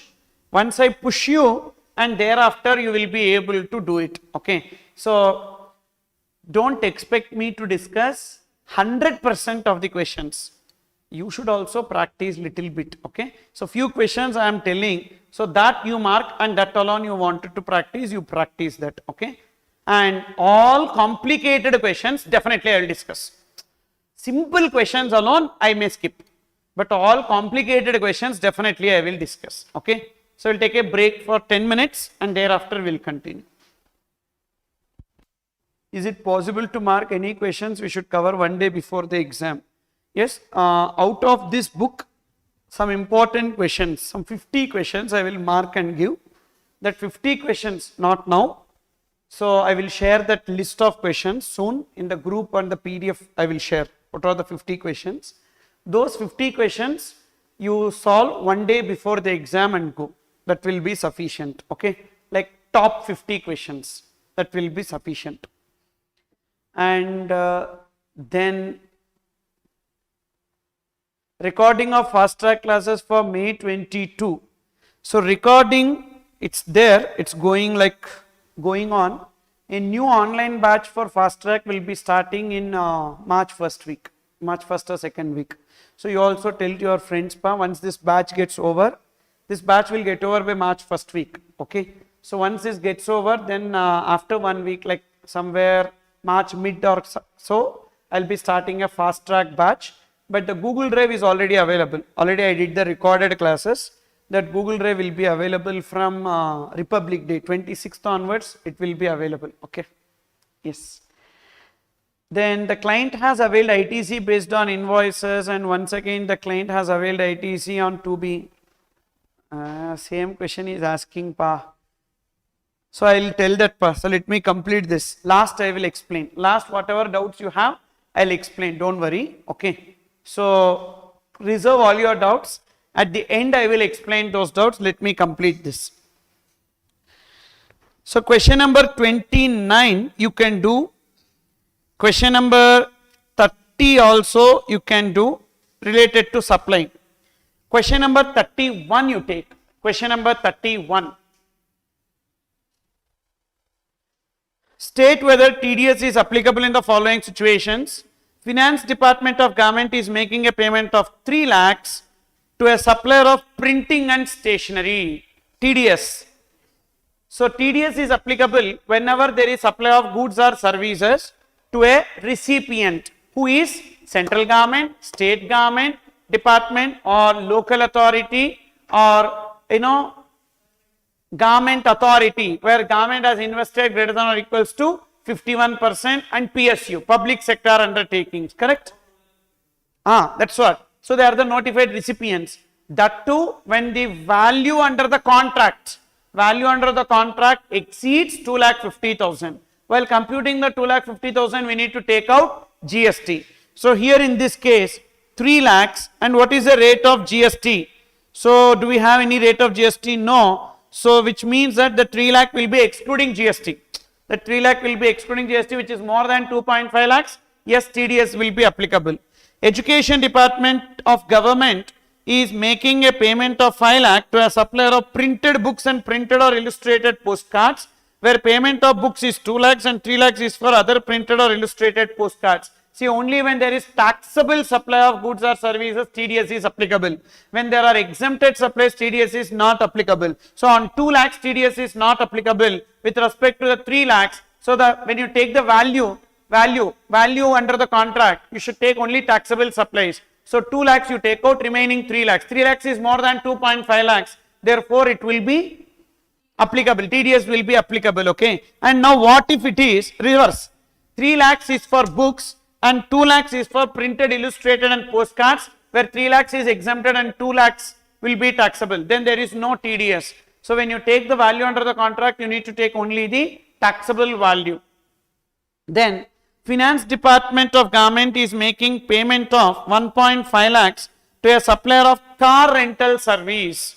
Yes, 1.5 lakhs TDS not applicable because it does not exceed 2.5 lakhs due to that reason. Health Department of Government executed a contract with a local supplier to supply medical grade oxygen of 2.6 lakhs including GST and is making full payment. Okay, so we don't have rate of GST. Let's take 18%. What is the rate taken? 12% is taken. Okay, fine. So 2 point, but in exam don't worry, it will be given, rate will be given. So 2.6 into 100 by 112, take out GST, into 100 by 12. So rate of GST, I took that in answer, rate of GST is 12%. Rate of GST is 12%. Sir, suppose in exam they did not give rate of GST. In the absence of information, the rate of GST will be 18%. In the absence of information, the rate of GST that we need to take will be 18%. So here 12%, so 2.6 lakhs into 100 by 112. So 2.32 lakhs, which does not exceed 2.5 lakhs. Therefore, TDS not applicable. Then next, Municipal Corporation of Kolkata. Yes, local authority is also notified recipient. Correct? Notified recipient need not be central or state government department, even local authority also. Municipal Corporation of Kolkata purchases a heavy generator from a supplier in Delhi. Now it is making a payment of 5 lakhs and IGST at 18% on 5 lakhs for such purchase. So in this case, it will be coming under IGST 18%. So 5 lakhs will be excluding GST na then. So therefore it exceeds 2 lakh 50. So therefore TDS will be applicable. Okay. And here what you need to understand is the point. One point is there. If the location of supplier is in a state, recipient is in a state, and place of supply is in other state, means the place of supply and location of recipient is not in the same state, TDS is not applicable. So check that also. Kolkata purchases a heavy generator from a supplier in Delhi. So supplier in Delhi, place of supply Kolkata, location of recipient also Kolkata, no problem, TDS applicable. So otherwise if the recipient is in a different state, then TDS not applicable. One point we have. What is that? Sir, if it is intra-state supply, but the recipient is in the other state, it is an intra-state supply, but the recipient is in the other state, then TDS is not applicable because they have not registered. We discussed one example related to that. Construction services provided by an architect in Delhi to Andhra Pradesh state government in relation to their building in Delhi. Now in that case, what will be the place of supply? Delhi. Because any service in relation to immovable property, place of supply will be location of immovable property. So it's an intra-state supply within Delhi. So how AP government can deduct TDS towards Delhi GST? Not possible. But if they are registered here, they can deduct. If they are not registered, they cannot deduct. Okay. Can they register in Delhi? Yes. Whether they require any physical place of business in Delhi to register? No. Just part A, they will mention Delhi. When they apply, they will mention in part A of registration certificate Delhi, and part B they will give their AP address only. So therefore that will be coming under what? Registration relaxation we discussed, part A, part B. The same relaxation even we have for TCS deductor. TDS and TCS deductors can get registration across the country in each state. For that they don't need any physical place of business, just they will mention in the part A the state where they wanted to register, and in part B they will be mentioning the original place of business. Okay. Then next, question number 32. XYZ Limited, a registered supplier of goods, is effecting interstate supplies through e-commerce limited, an e-commerce operator. It has made taxable supply of goods amounting to 25 lakhs in the month of December 2021 through Ecom Limited.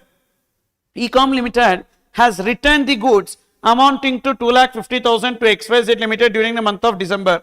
Determine the amount of tax to be collected at source.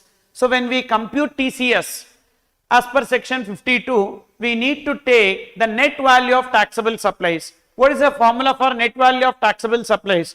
Total value of outward supplies through e-commerce operator during the month minus supplies which are notified under 9 subsection 5 on the TCS is not applicable, minus returns. Minus returns, whatever is the sales returns, that should be deducted. Okay. So minus sales returns. So 25 lakhs minus 2 lakh 50, 22 lakh 50. On the 22 lakh 50, 1% will be taken. Understood? Then question number 33, a very good question. Concentrate, a very important question. This is a very important question. Question number 33. Sapna Education Private Limited is receiving supplies through Ecom Limited, an e-commerce operator. It has received the following supplies during December 2020 through Ecom Limited. Supply and returns if any. Supply of goods taxable at 12% by registered supplier. So we need to see that Ecom Limited, supply of goods taxable at 12% by the registered supplier. So whether TCS is applicable in that case? Yes. So Ecom Limited is the e-commerce operator, one registered supplier who is supplying through the e-commerce operator goods taxable at 12%. So whether TCS applicable on that? Yes. Huh? TCS, not GST. GST 12%, supplier will pay, but the TCS e-commerce operator will pay. I am not talking about liability to pay GST on the goods. I am talking about TCS, tax collected at source. Yes, it is applicable in this case. So, what are the transactions on which TCS is applicable? Supply of goods or services through e-commerce operator, other than supply of notified services through e-commerce operator, correct?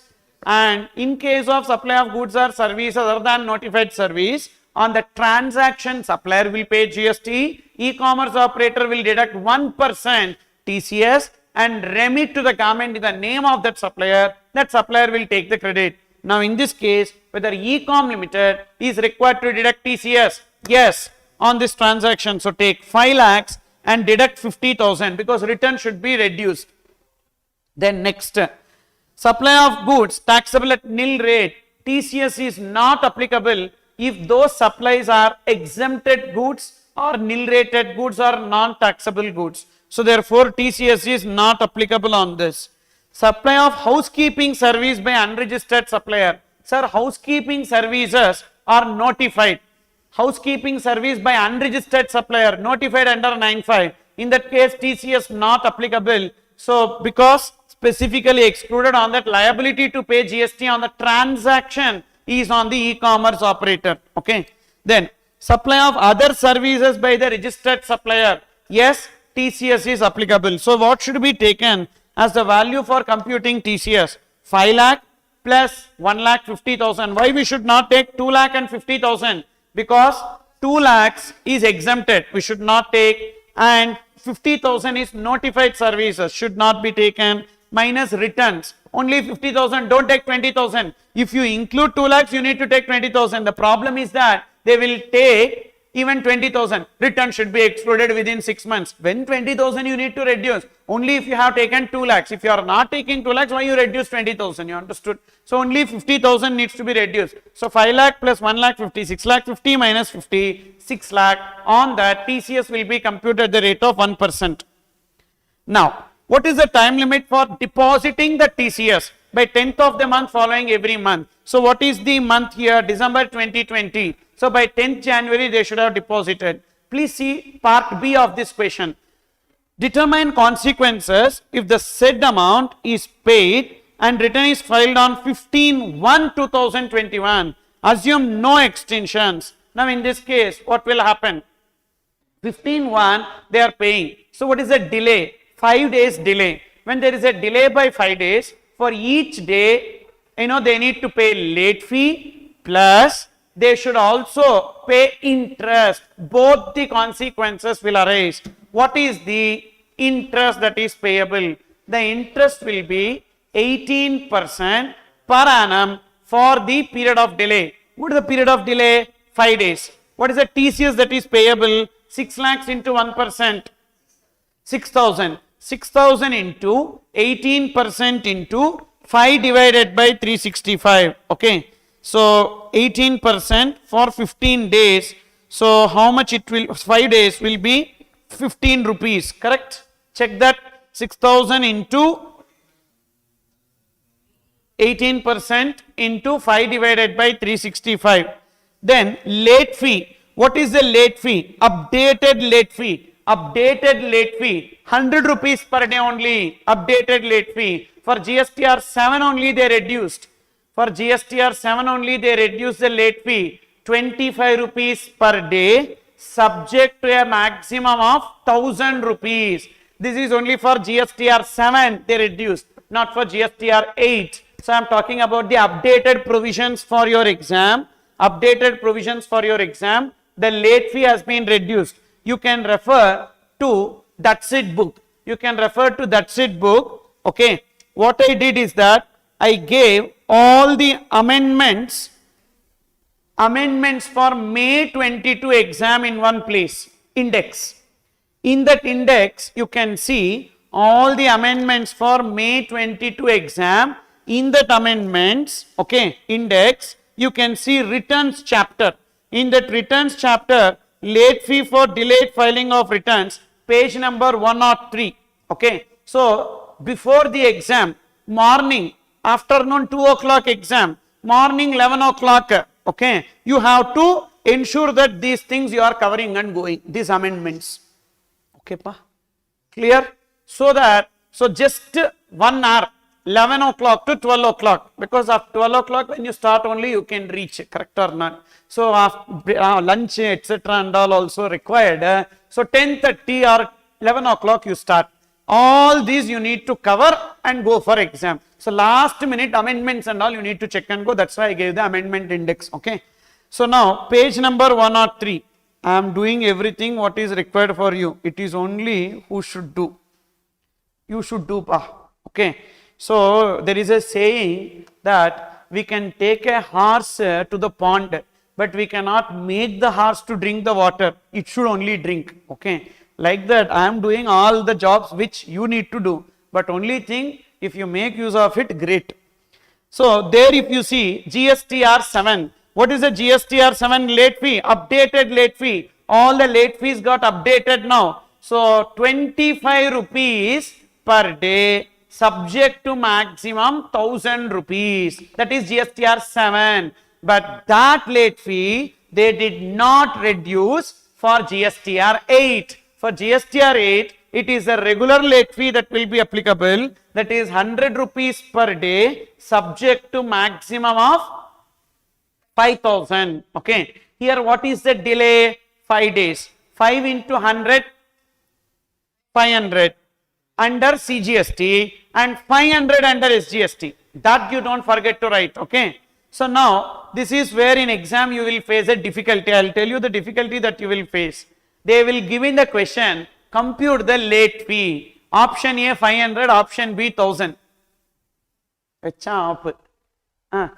What will you do? So that's why be careful, read the question. So MCQs only this problem will happen. If it is descriptive, you can write anything, you can write. Assumptions also you can write. But in MCQs you cannot take assumptions and write in the OMR sheet assumptions. Not possible. So you have to select one answer. When you select the answer only, difficulty will come. See the question. Compute the late fee under CGST Act.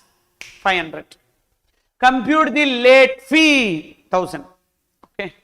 So compute the late fee. Full stop. They did not refer any act. 1000. Compute the late fee under CGST Act. 500. Be careful. This way also they can twist. Okay. Because they have done this in November 2020 attempt. Interest provisions they have twisted like this. Interest they asked.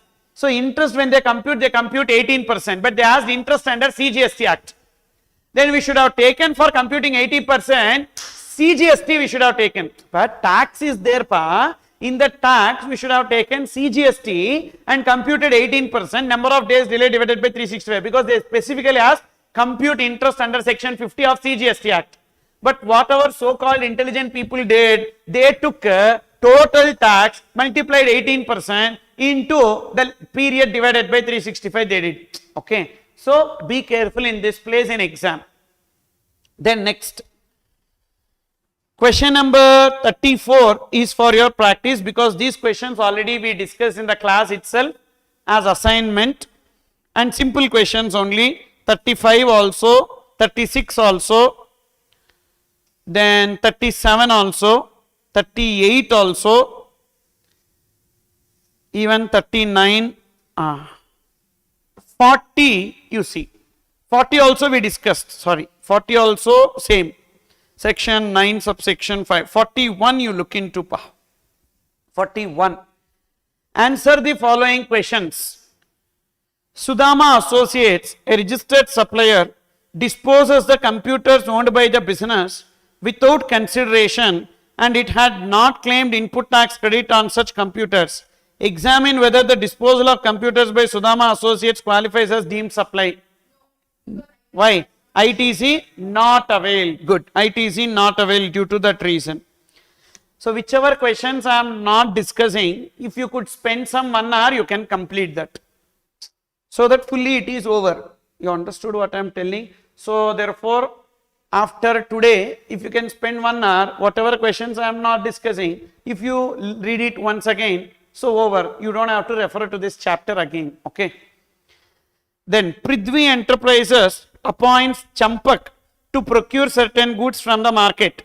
Champak identifies various suppliers who can provide the goods as desired by Prithvi Enterprises and ask a supplier Satya Manufacturers to send the goods and issue invoice directly to Prithvi Enterprises. Now listen carefully, wait. You are required to determine whether Champak can be considered as agent. First. Prithvi Enterprises is the principal. They appoint Champak as the agent. What agent? Buying agent or selling agent? Buying agent. Champak identifies various suppliers who can provide the goods as desired by Prithvi Enterprises and ask a supplier Satya Manufacturer. Satya Manufacturer is the supplier. Satya Manufacturer to send the goods and issue invoice directly to Prithvi Enterprises. So means Champak is not acting as agent on behalf of principal. Why Champak is not acting as agent on behalf of principal? Because an agent will be acting on behalf of principal if it is a sale transaction, the invoice raised by the agent in his name. If it is a purchase transaction, the invoice should be in the name of the agent. In this case, the purchase invoice is not in the name of the agent. So agent is not acting on behalf of the principal, and in that case, the supply between the agent and the principal will not become supply under 7(1)(c). However, between Satya Manufacturers and Prithvi Enterprises, that will become supply under 7(1)(a). Okay. Then question number 42. Question number 42. So very good question, important question also, good question. Ajatashatru Industries enters into contract with an actor, Chandragupta, to act as a brand ambassador of products manufactured by Ajatashatru Industries. The duration of the contract is 5 years and the contract fee payable to Chandragupta for being a brand ambassador is 50 lakh per annum. As per the terms of the contract, in case the contract is terminated by Chandragupta before the end of the contract period, Chandragupta will have to repay to Ajatashatru Industries 50% of the contract fee received by him till the time of termination of the contract. Okay. At the end of 3rd year, Chandragupta terminates the contract. So here, who is the supplier of service? Ajatashatru Industries is the supplier of service. They are tolerating the act of Chandragupta, for which Chandragupta has to pay some amount to Ajatashatru Industries. So this amount will be, so how much ever they have to pay, they have received so far, correct? 3 years. 3 years means they have received 150 lakhs. 150 lakhs into 50%, 75 lakhs they need to pay. So that 75 lakhs will be treated as a consideration and will be coming under supply. Okay. And it will be supply of service. Where it will come? That is consideration for tolerating an act. Okay. Whether invoice is raised in the name of the agent, lag, they are watching in lag. Okay. Next, question number 43, a very important question, good question, very, very important question. You need to answer this, okay? Come on. Shivaji Private Limited, a registered supplier, supplies the following goods and services for construction of buildings and complexes. Excavators are required at per hour rate. Manpower for operation of the excavators are at per day rate. Soil testing and seismic evaluation at per sample rate. The excavators are invariably hired out along with the operators. Similarly, excavator operators are supplied only when the excavator is hired out. Now, this hiring of excavators and manpower for operation of excavators, composite supply or mixed supply. Why composite supply? Because these are naturally bundled. Actually, this paragraph gives the clue for that. The excavators are invariably hired out along with operators. Means they will not hire only the excavators without operators. Also, the excavator operators are supplied only when the excavator is hired out, which means hiring of excavators and supply of manpower is naturally bundled. So, it is a composite supply. Composite supply, so we need to take the principal supply as the rate. So what is the principal supply here? Hiring or supply of manpower? Hiring. Hiring is only principal supply. So for that hiring, what will be taken as the rate? For hiring 12%, manpower 18%, but we need to take 12% only on these two amounts. So hire charges 18 lakhs and manpower 20,000, 18 lakh 20,000 into 12%. 18 lakh 20,000 into 12%. Then next, service charges for soil testing and seismic evaluation. So this is independent of whether you go for this hiring or not, because okay, see, this soil testing etc. is nowhere connected.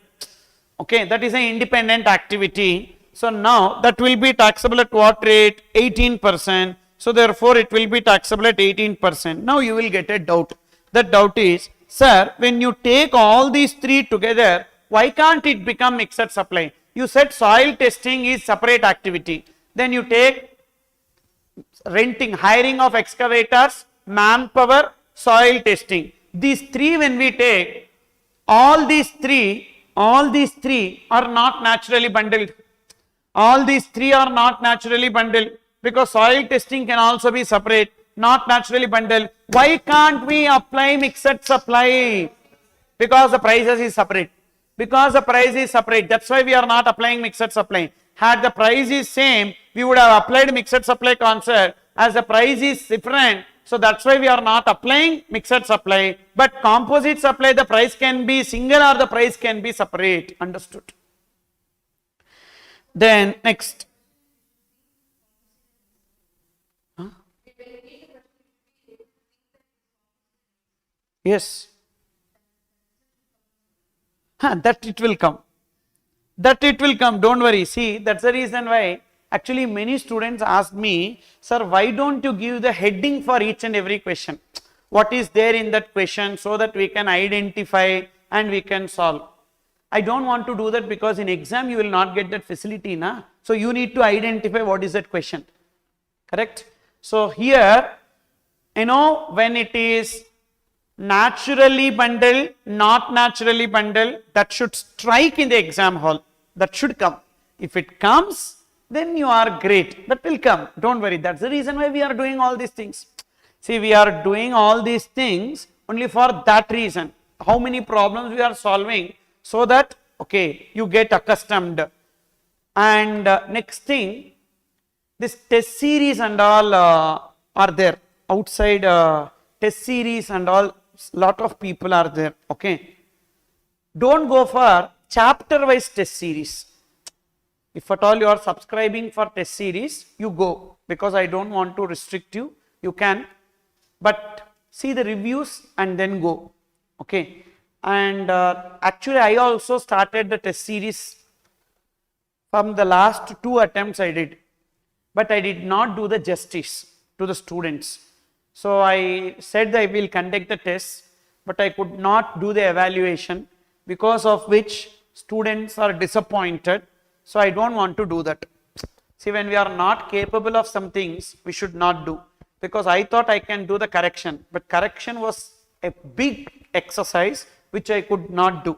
Okay. So due to that reason, I stopped test series. I am doing only like questions I am giving, answers I am giving, you write the test, you cross check with the answers. Okay. So but I cannot seriously do. If you really wanted the paper to be corrected, evaluated, there are a lot of people who are conducting the test series. You can go for that test series, but don't go for chapter wise. Go for mock test, not now.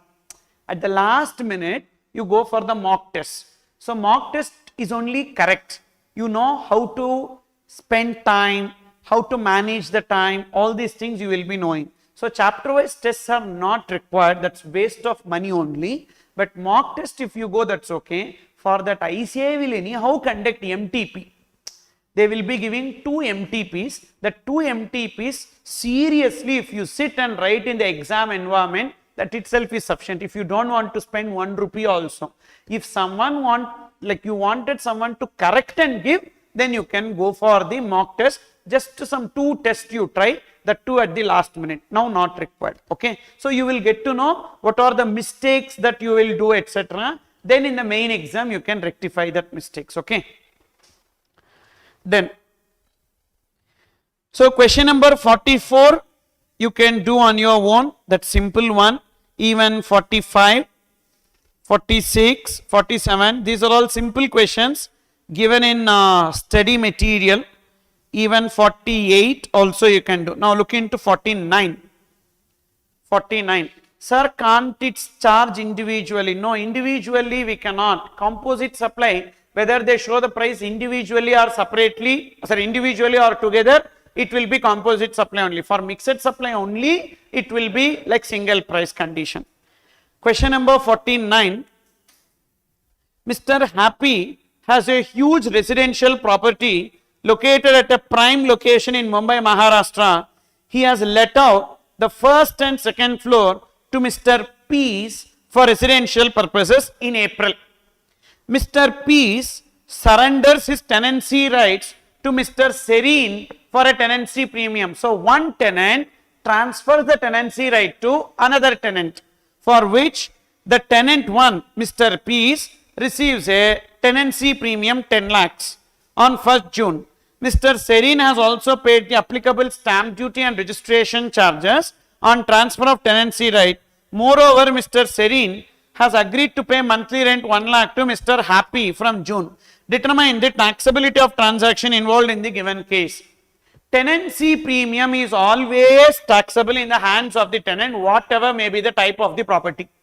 That property may be residential property, that property may be commercial property, residential property given for residential purpose, residential property given for commercial purpose, commercial property given for residential purpose, commercial property given for commercial purpose, whatever may be the case. Always tenancy premium will be taxable in the hands of the tenant.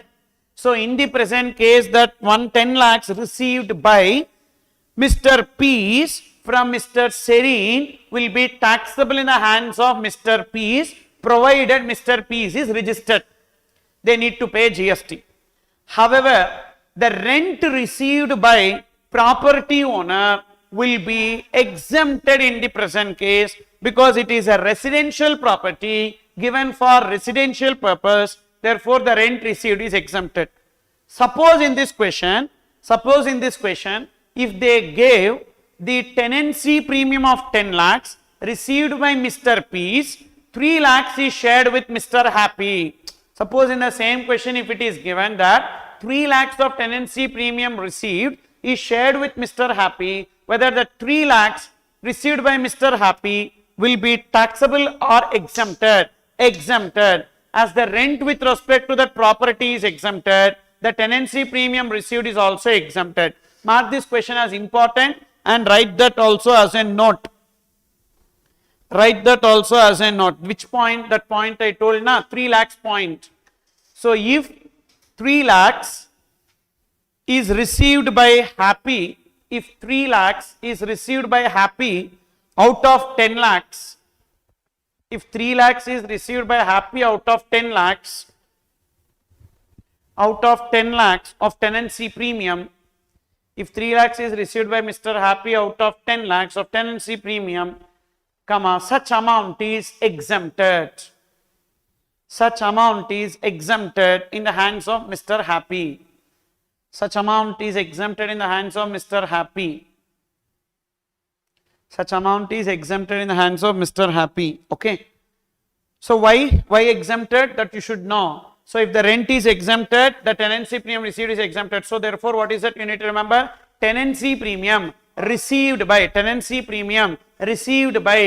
a tenant will always be taxable for transfer of tenancy right or announcement of tenancy right. Whereas the share of tenancy premium received by the property owner will be taxable if rent with respect to that property is taxable. If the rent with respect to that property is exempted, then tenancy premium is also exempted. Okay.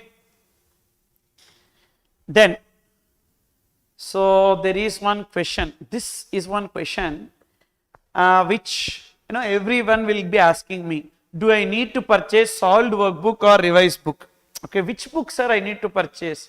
So you publish and give lot of books. Which book I need to buy? See, I will make it clear to everyone. If anyone asking you also, please convey to them that solved workbook is for problems and solutions. You learn a subject, you apply that subject. Solved workbook you need to buy. To learn the subject, you can either buy That's It book or revised book. Okay. So if anyone asking you, I wanted to buy indirect tax book, you also recommend okay. If you feel like my book is good, you recommend. So if they already have a book but they want a summary, That's It book. They don't have a book, they want to prepare from that book including illustrations, revised book. This is for preparation. Application of knowledge, gaining knowledge, application of knowledge. What is this? We are applying the knowledge, correct?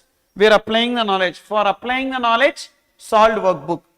There are some people who don't want to gain knowledge and then apply knowledge. In the process of applying knowledge, they want to gain knowledge. That is also there. Because SFM and all, you will not know the concept and then solve the problem. Directly solve problem, from there you will learn the concept. Okay. Like that also you can do. So for them only solved workbook also they can buy. Okay. So depending upon your mood, which way you are, you can. So this question you marked as important na 49. Then 50, you see 50th question. This is the latest question added in your ICI material. Question number 50. Rudraksh Kapoor, owner of Rudraksh Publishing House, Ghaziabad, UP, donated some money to Divya Prakash Charitable Trust in the memory of his late father. The Divya Prakash Charitable Trust constructed a room in the school run by it from such donation and wrote, donated by Rudraksh Kapoor in the memory of his father on the door of the room so constructed. Examine whether the money donated by Rudraksh Kapoor is leviable to GST.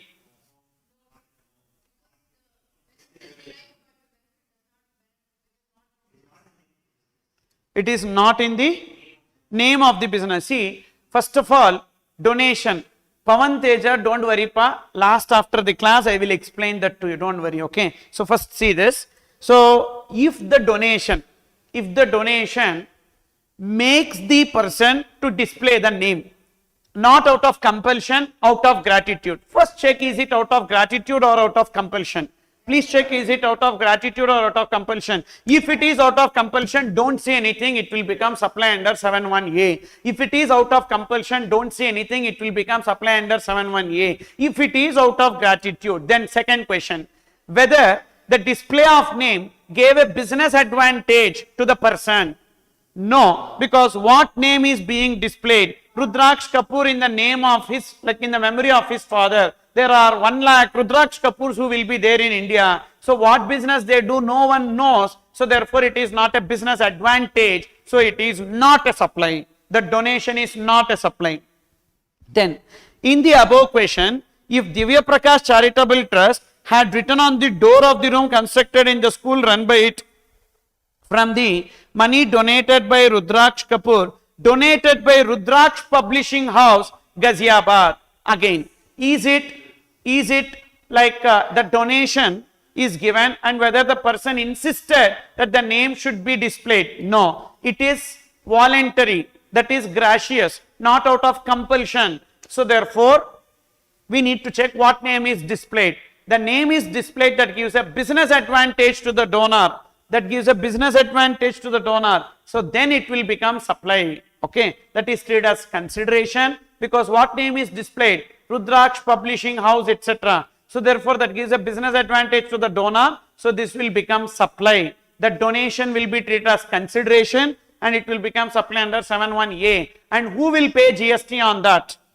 Who will pay GST on that? Once it becomes supply, the donation becomes supply, it should be classified as sponsorship services. That's how the CBIC circular says. It should be classified as sponsorship services. Sponsorship services, recipient, you need to see body, corporate or firm. Please check. The one who is giving donation is body, corporate or firm. Rudraksh Publishing House. So therefore that is not a body, corporate or a firm. So it will be coming under FCM. So the one who receives The service. Who is receiving the service? No. Charitable trust. Charitable trust. The one who is receiving the donation. The one who is receiving the donation, providing the service, receiving the donation. Who is receiving the donation? Divya Prakash Charitable Trust. So they need to pay GST under RCM. What if it is Rudraksh Publishing Private Limited? RCM. And if it is not, then FCM. Okay, clear?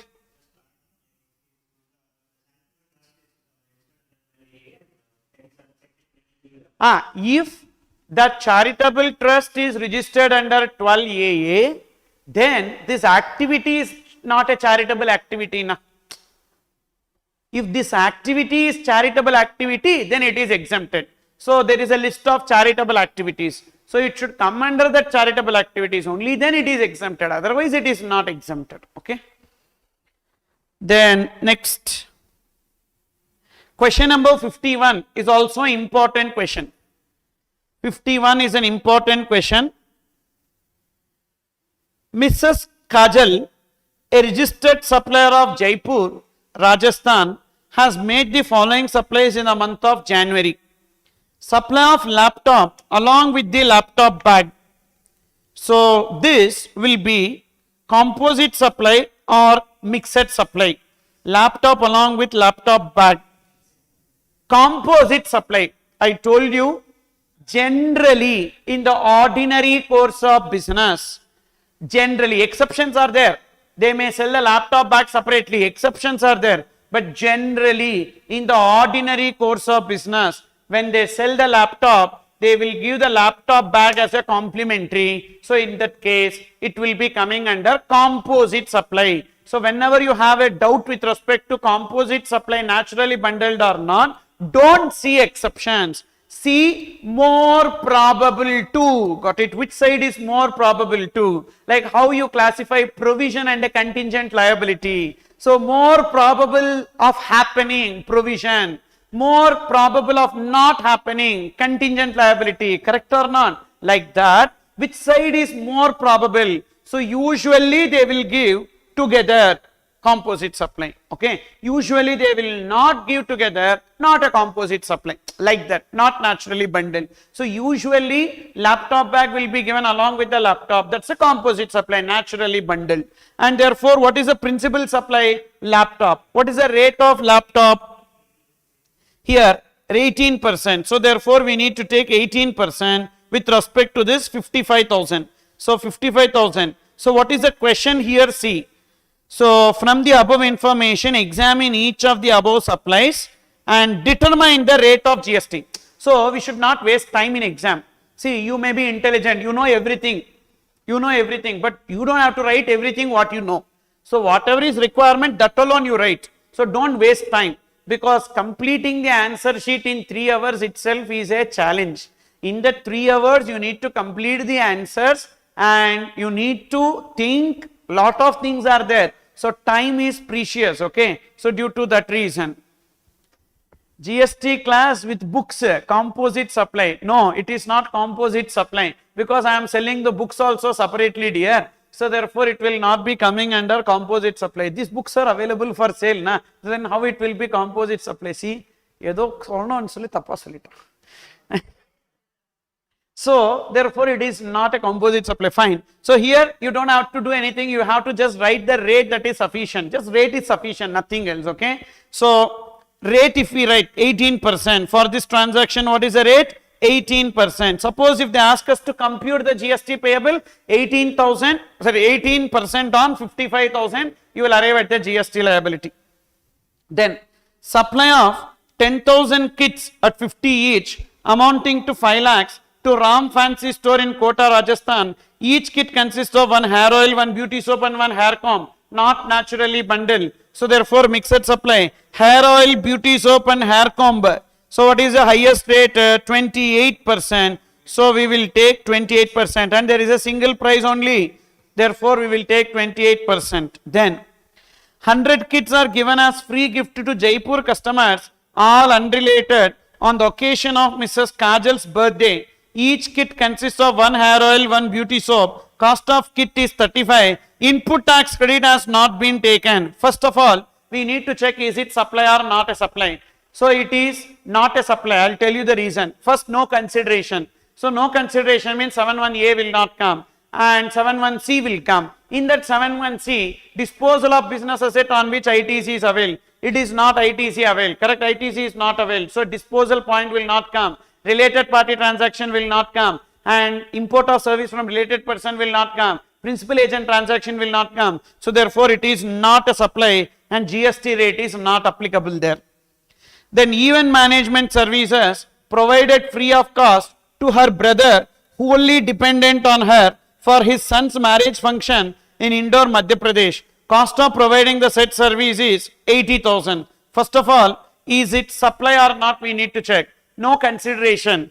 So therefore 71C. So related party transaction or not. Is brother dependent on her? Yes, brother is dependent on her, which means related party transaction supply 71C. Now you may get a doubt. Sir, related party transaction should be in the course or furtherance of business. This is for son's marriage function. It is not in the course or furtherance of business.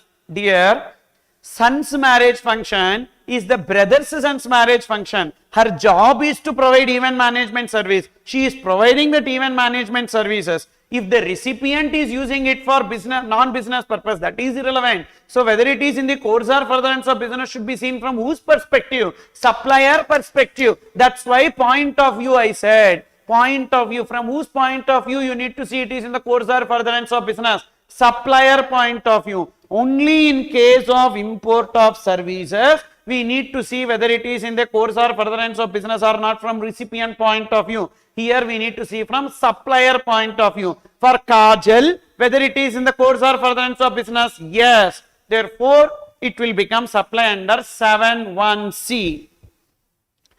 Sir, then what will be the rate? Event management services 5% directly given. You take that 5%. Now concentrate. Suppose in this case, if they ask what will be taken as the value, we did not complete the valuation topic yet. So in valuation topic it will come that we need to apply in this case rule 30. Rule 30 is cost plus 10%. That should be taken as the value. As per rule 30 of CGST rules, so cost plus 30, it will come in valuation topic. So cost plus 10%. So 80,000 plus 10%. 88,000 will be taken as the value in this case. Okay. So that you will apply when the question is about compute the GST payable. Okay. Then 1,400 chairs and 100 coolers hired out to Function Garden Ajmer, Rajasthan for 3,30,000, including cost of transporting the chairs and from Kajal's godown. So now Kajal is not a GTA. Transportation service provided by her are exempt under notification. How come? Transportation of goods by road other than GTA or courier agency is exempted. So now, even though it is naturally bundled, but we should apply mixed supply, because two or more taxable supplies, then only we will be taking composite supply. If there is one taxable supply and one exempted supply, we should not apply composite supply concept. So in this case, it will be mixed supply. Mixed supply means highest rate, that will be 12%. Okay. Clear? So therefore, we need to take it under mixed supply. But in your ICI material, this is an answer from your ICI material. In your ICI material, they have given both the views. They applied composite supply. They also applied mixed supply. Okay. Note. They gave it like a note. Okay. Reason. So first naturally bundled composite supply. But alternative view can also be taken that as two or more taxable supplies only is composite supply. In this case, there is one taxable and one exempted. So it should be mixed supply. Okay. So you should write mixed supply in exam. For your exam, you write mixed supply only. That is correct. Reason what you will give, as one supply is taxable and the other is exempted, therefore it will come under mixed supply. Okay. A rate does not change. Of course, the answer rate does not change. 12 only, because Principal supply is also 12% hiring, and mixed supply highest rate also 12%. So the rate does not change. Answer is same, but the reasoning will differ. Okay. Then question number 52 you see. Panini Private Limited agrees to sponsor a sports event organized by Pink City Club in Jaipur. Panini Private Limited has paid an amount of 50 lakhs for such sponsorship of the sport event. Consequently, the said event was named after the brand name of Panini Private Limited. Examine who is liable to pay tax in the given case. First, the name is displayed. The said event was named after the brand name of Panini Private Limited. Then, display of name gave a business advantage to the donor, so it will become supply under 71A, and it should be classified as sponsorship service. As the recipient is body corporate, liability to pay GST on the Panini Private Limited under RCM. What if the name Panini Private Limited is displayed but not the brand name of that company? The name of the company is displayed but not the brand name of that company. Then there is no business advantage, because display of name will not give any business advantage. Display of their brand name gives the business advantage. If a company's brand name and trade name is same, then display of name gives the business advantage. If the company's trade name and brand name are different, then display of the name will not give any business advantage if they just display the name of the company. You understood or not? So therefore, here in this case, so yes, it will become supply. So this is a continuation question. Then question number 53. Question number 53. Arpan Singhania is a director in Narayan Limited. The company paid him sitting fee amounting to 25,000 for the month of January. So whether the 25,000 will be supply or not a supply? Supply, because we have a CBIC circular. If any amount is paid by the company to the director, and if that amount is deductible for TDS under section 194J of Income Tax Act, the same will be chargeable to GST in the hands of the director, because the same will not come under employee to employer in the course of employment. So therefore, this 25,000 sitting fees, TDS is not 192, TDS is 194, therefore it will be not employee to employer, consequently treated as supply 71A and chargeable to GST. But who will pay GST in this case? Recipient. Who is the recipient? Narayan Limited will pay GST.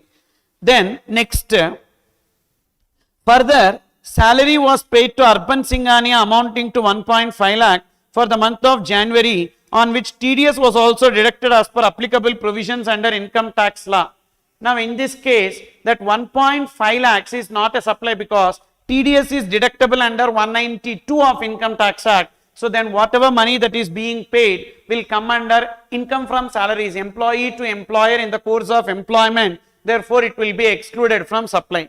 Then third, Tapasya and Associates, in which Arpan Singhania is a partner, supplied certain professional services to Narayan Limited in the month of January for 2 lakhs. So on that 2 lakhs, what will be the taxability? First of all, this is not services provided by director to company, because the firm in which he is a partner is providing the services to the company. So he is not providing the service to the company. Who is providing the services? The firm in which he is a partner is providing the services to the company. Due to that reason, so it is a normal transaction by one person to the other person, supply 71A, chargeable to GST, not covered under RCM, so therefore FCM is applicable. Okay. Then this question number 54, you can do it on your own, even 55. Then 56 you see, 56.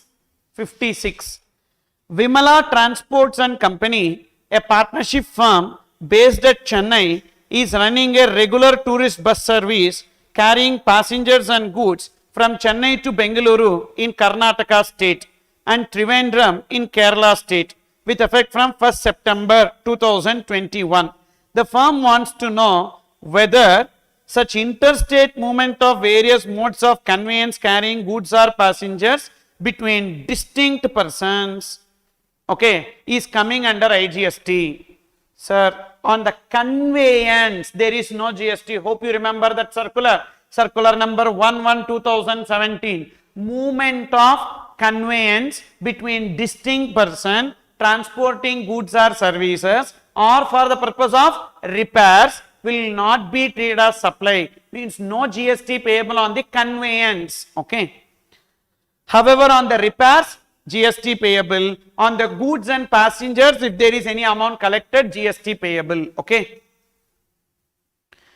Then this is related to that. Then question number 57 is just like that Kajal supplied one question is there, na? Like that only. But in this question, we have to apply valuation also, valuation provisions also. Little bit comprehensive question. Mark this question as very important, but you need to practice this question. This has even valuation provisions connected. Valuation provisions connected in this. So in this, what are all connected, I will tell you. Supply, composite supply, mixed supply, valuation. These three are connected in this. Then question number 58. 58 is actually related to place of supply. Okay, import of services and place of supply connection. So this question we discussed in the class itself. In place of supply topic, I told you, account holder, banking and other financial services. To account holder only, place of supply is location of supplier. Otherwise, it will be general provisions. Okay, and then is it import of service or not? That connection. Okay, so this connection, this question also for your practice. This question has meaning of import of service and place of supply connection. Okay. Then we have MCQs. So see that MCQs. Mahesh is employed in Z Traders. I think MCQs you can try here. You can. I gave the explanation answers. If you have any doubt with respect to this, I will explain. Okay. Or you want me to solve? MCQs you do, na? Sure? Okay. So MCQs you try, and whatever doubts you have, you just let me know the MCQ number, I will answer. And doubts, yes, now you have any doubts, you can ask pa.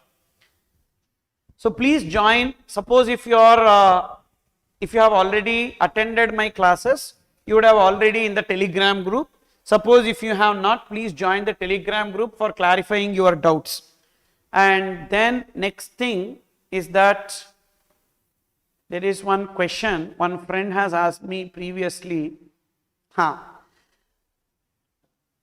The client has availed ITC based on invoice, and once again the client has availed ITC on the same invoice based on GSTR 2B, and it is identified by the client and it is reversed by him. Is there any interest implications in this case? This is one question. This you can also try to like understand.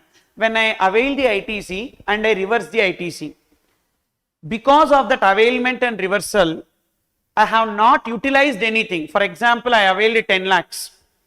For that month, I have utilized that 10 lakhs. Now I am reversing in the next month. I have to pay interest because I used it. Availing and reversal without using, no interest. Availing, using, wrongly availing, using definitely attracts interest. So that we will be learning. We have some concepts related to that. We will be learning in payment process. Okay. Then any other query?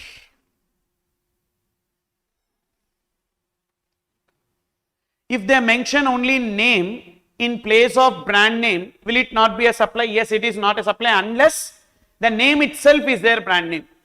The name of the company itself is their brand name, then it is supply. But the name of the company and the brand name are different. For that only I gave examples like Fangs Technologies Private Limited is the name of the company, its brand name is Vivo. So no one knows about Fangs Technology. Same way I gave another example, about this Scoring Hat Technologies Private Limited versus an academy. Okay, so the brand name is different from the company name. So then definitely it is not a supply. But if the brand name and the company name is one and the same, okay, for example, Muthoot Finance Private Limited, the name of the company, the brand name of the company, both are same.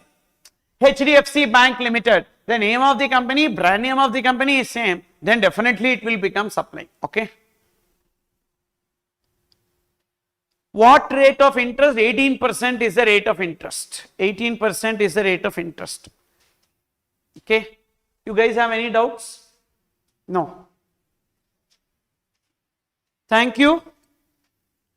So this particular solved workbook revision, the next session will be next Saturday, and the topics will be place of supply and exemptions. Okay.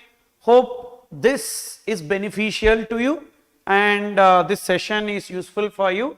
So by next week, you please complete your preparation on place of supply and exemptions. Thereafter, next week, I will be discussing time of supply and value of supply. Coming Saturday, place of supply exemptions. Thereafter, coming Saturday, it will be time of supply and value of supply. Okay, because by the time we will be completing those two topics, so that discussion we will make. Okay, and therefore there will be a lag of some 2-3 weeks for you in the discussion. Saturday I am keeping, so therefore I will complete the portion, and thereafter whatever is the remaining portion also, even though batch gets over, you attend that session in the YouTube separately. Okay.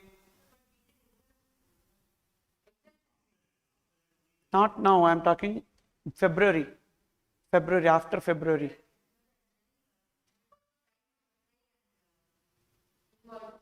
This Saturday it is place of supply and exemptions. Thereafter, next Saturday it will be time of supply and value of supply. Okay. Thank you. Which section I need to refer? Section 50. For that interest, Rahul, you need to refer to section 50. 18% is the interest rate. When you compute interest on tax, the tax should be CGST tax. 18 plus 18 will not come. 18 on total. The interest rate don't change. The interest rate will be 18. So rather than taking total tax, you take CGST component alone. For example, 10,000 is there, you take 5,000 into 18%. Correct. Okay. Sir, in case of buy one get one products, what will be the tax implication? We need to classify it as composite supply or mixed supply, and accordingly we need to tax it. There is only single price. So on that single price, either we need to take composite supply or mixed supply, and therefore this free product is going to influence the rate. If it is composite supply, the principal supply rate will be taken. If it is mixed supply, the highest rate will be taken. The free product will never be taxed. The free product will never be taxed. We take the single price. The free product is also absorbed in that single price, and on that we apply single rate, either composite supply, principal supply rate, mixed supply, highest rate.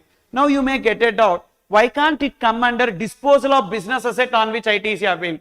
Because it is not a standalone supply. If the product is given as gift, not along with the other product, suppose separately if it is disposed of, then only disposal of business asset on which ITC availed will come. Suppose when it is given along with the other product, then it will be like a composite supply, mixed supply only. Okay. Not necessary, na. There could be a different product also, right? When you buy one, you get one, need not be the same product. Some other product also you may get, na. If it is same product, composite supply, mixed supply, question will not arise. Same rate, no confusion. But a different product only, the problem happens. Okay. Thank you all. Take care. We will meet in the next session. Okay. So for us, tomorrow we have class.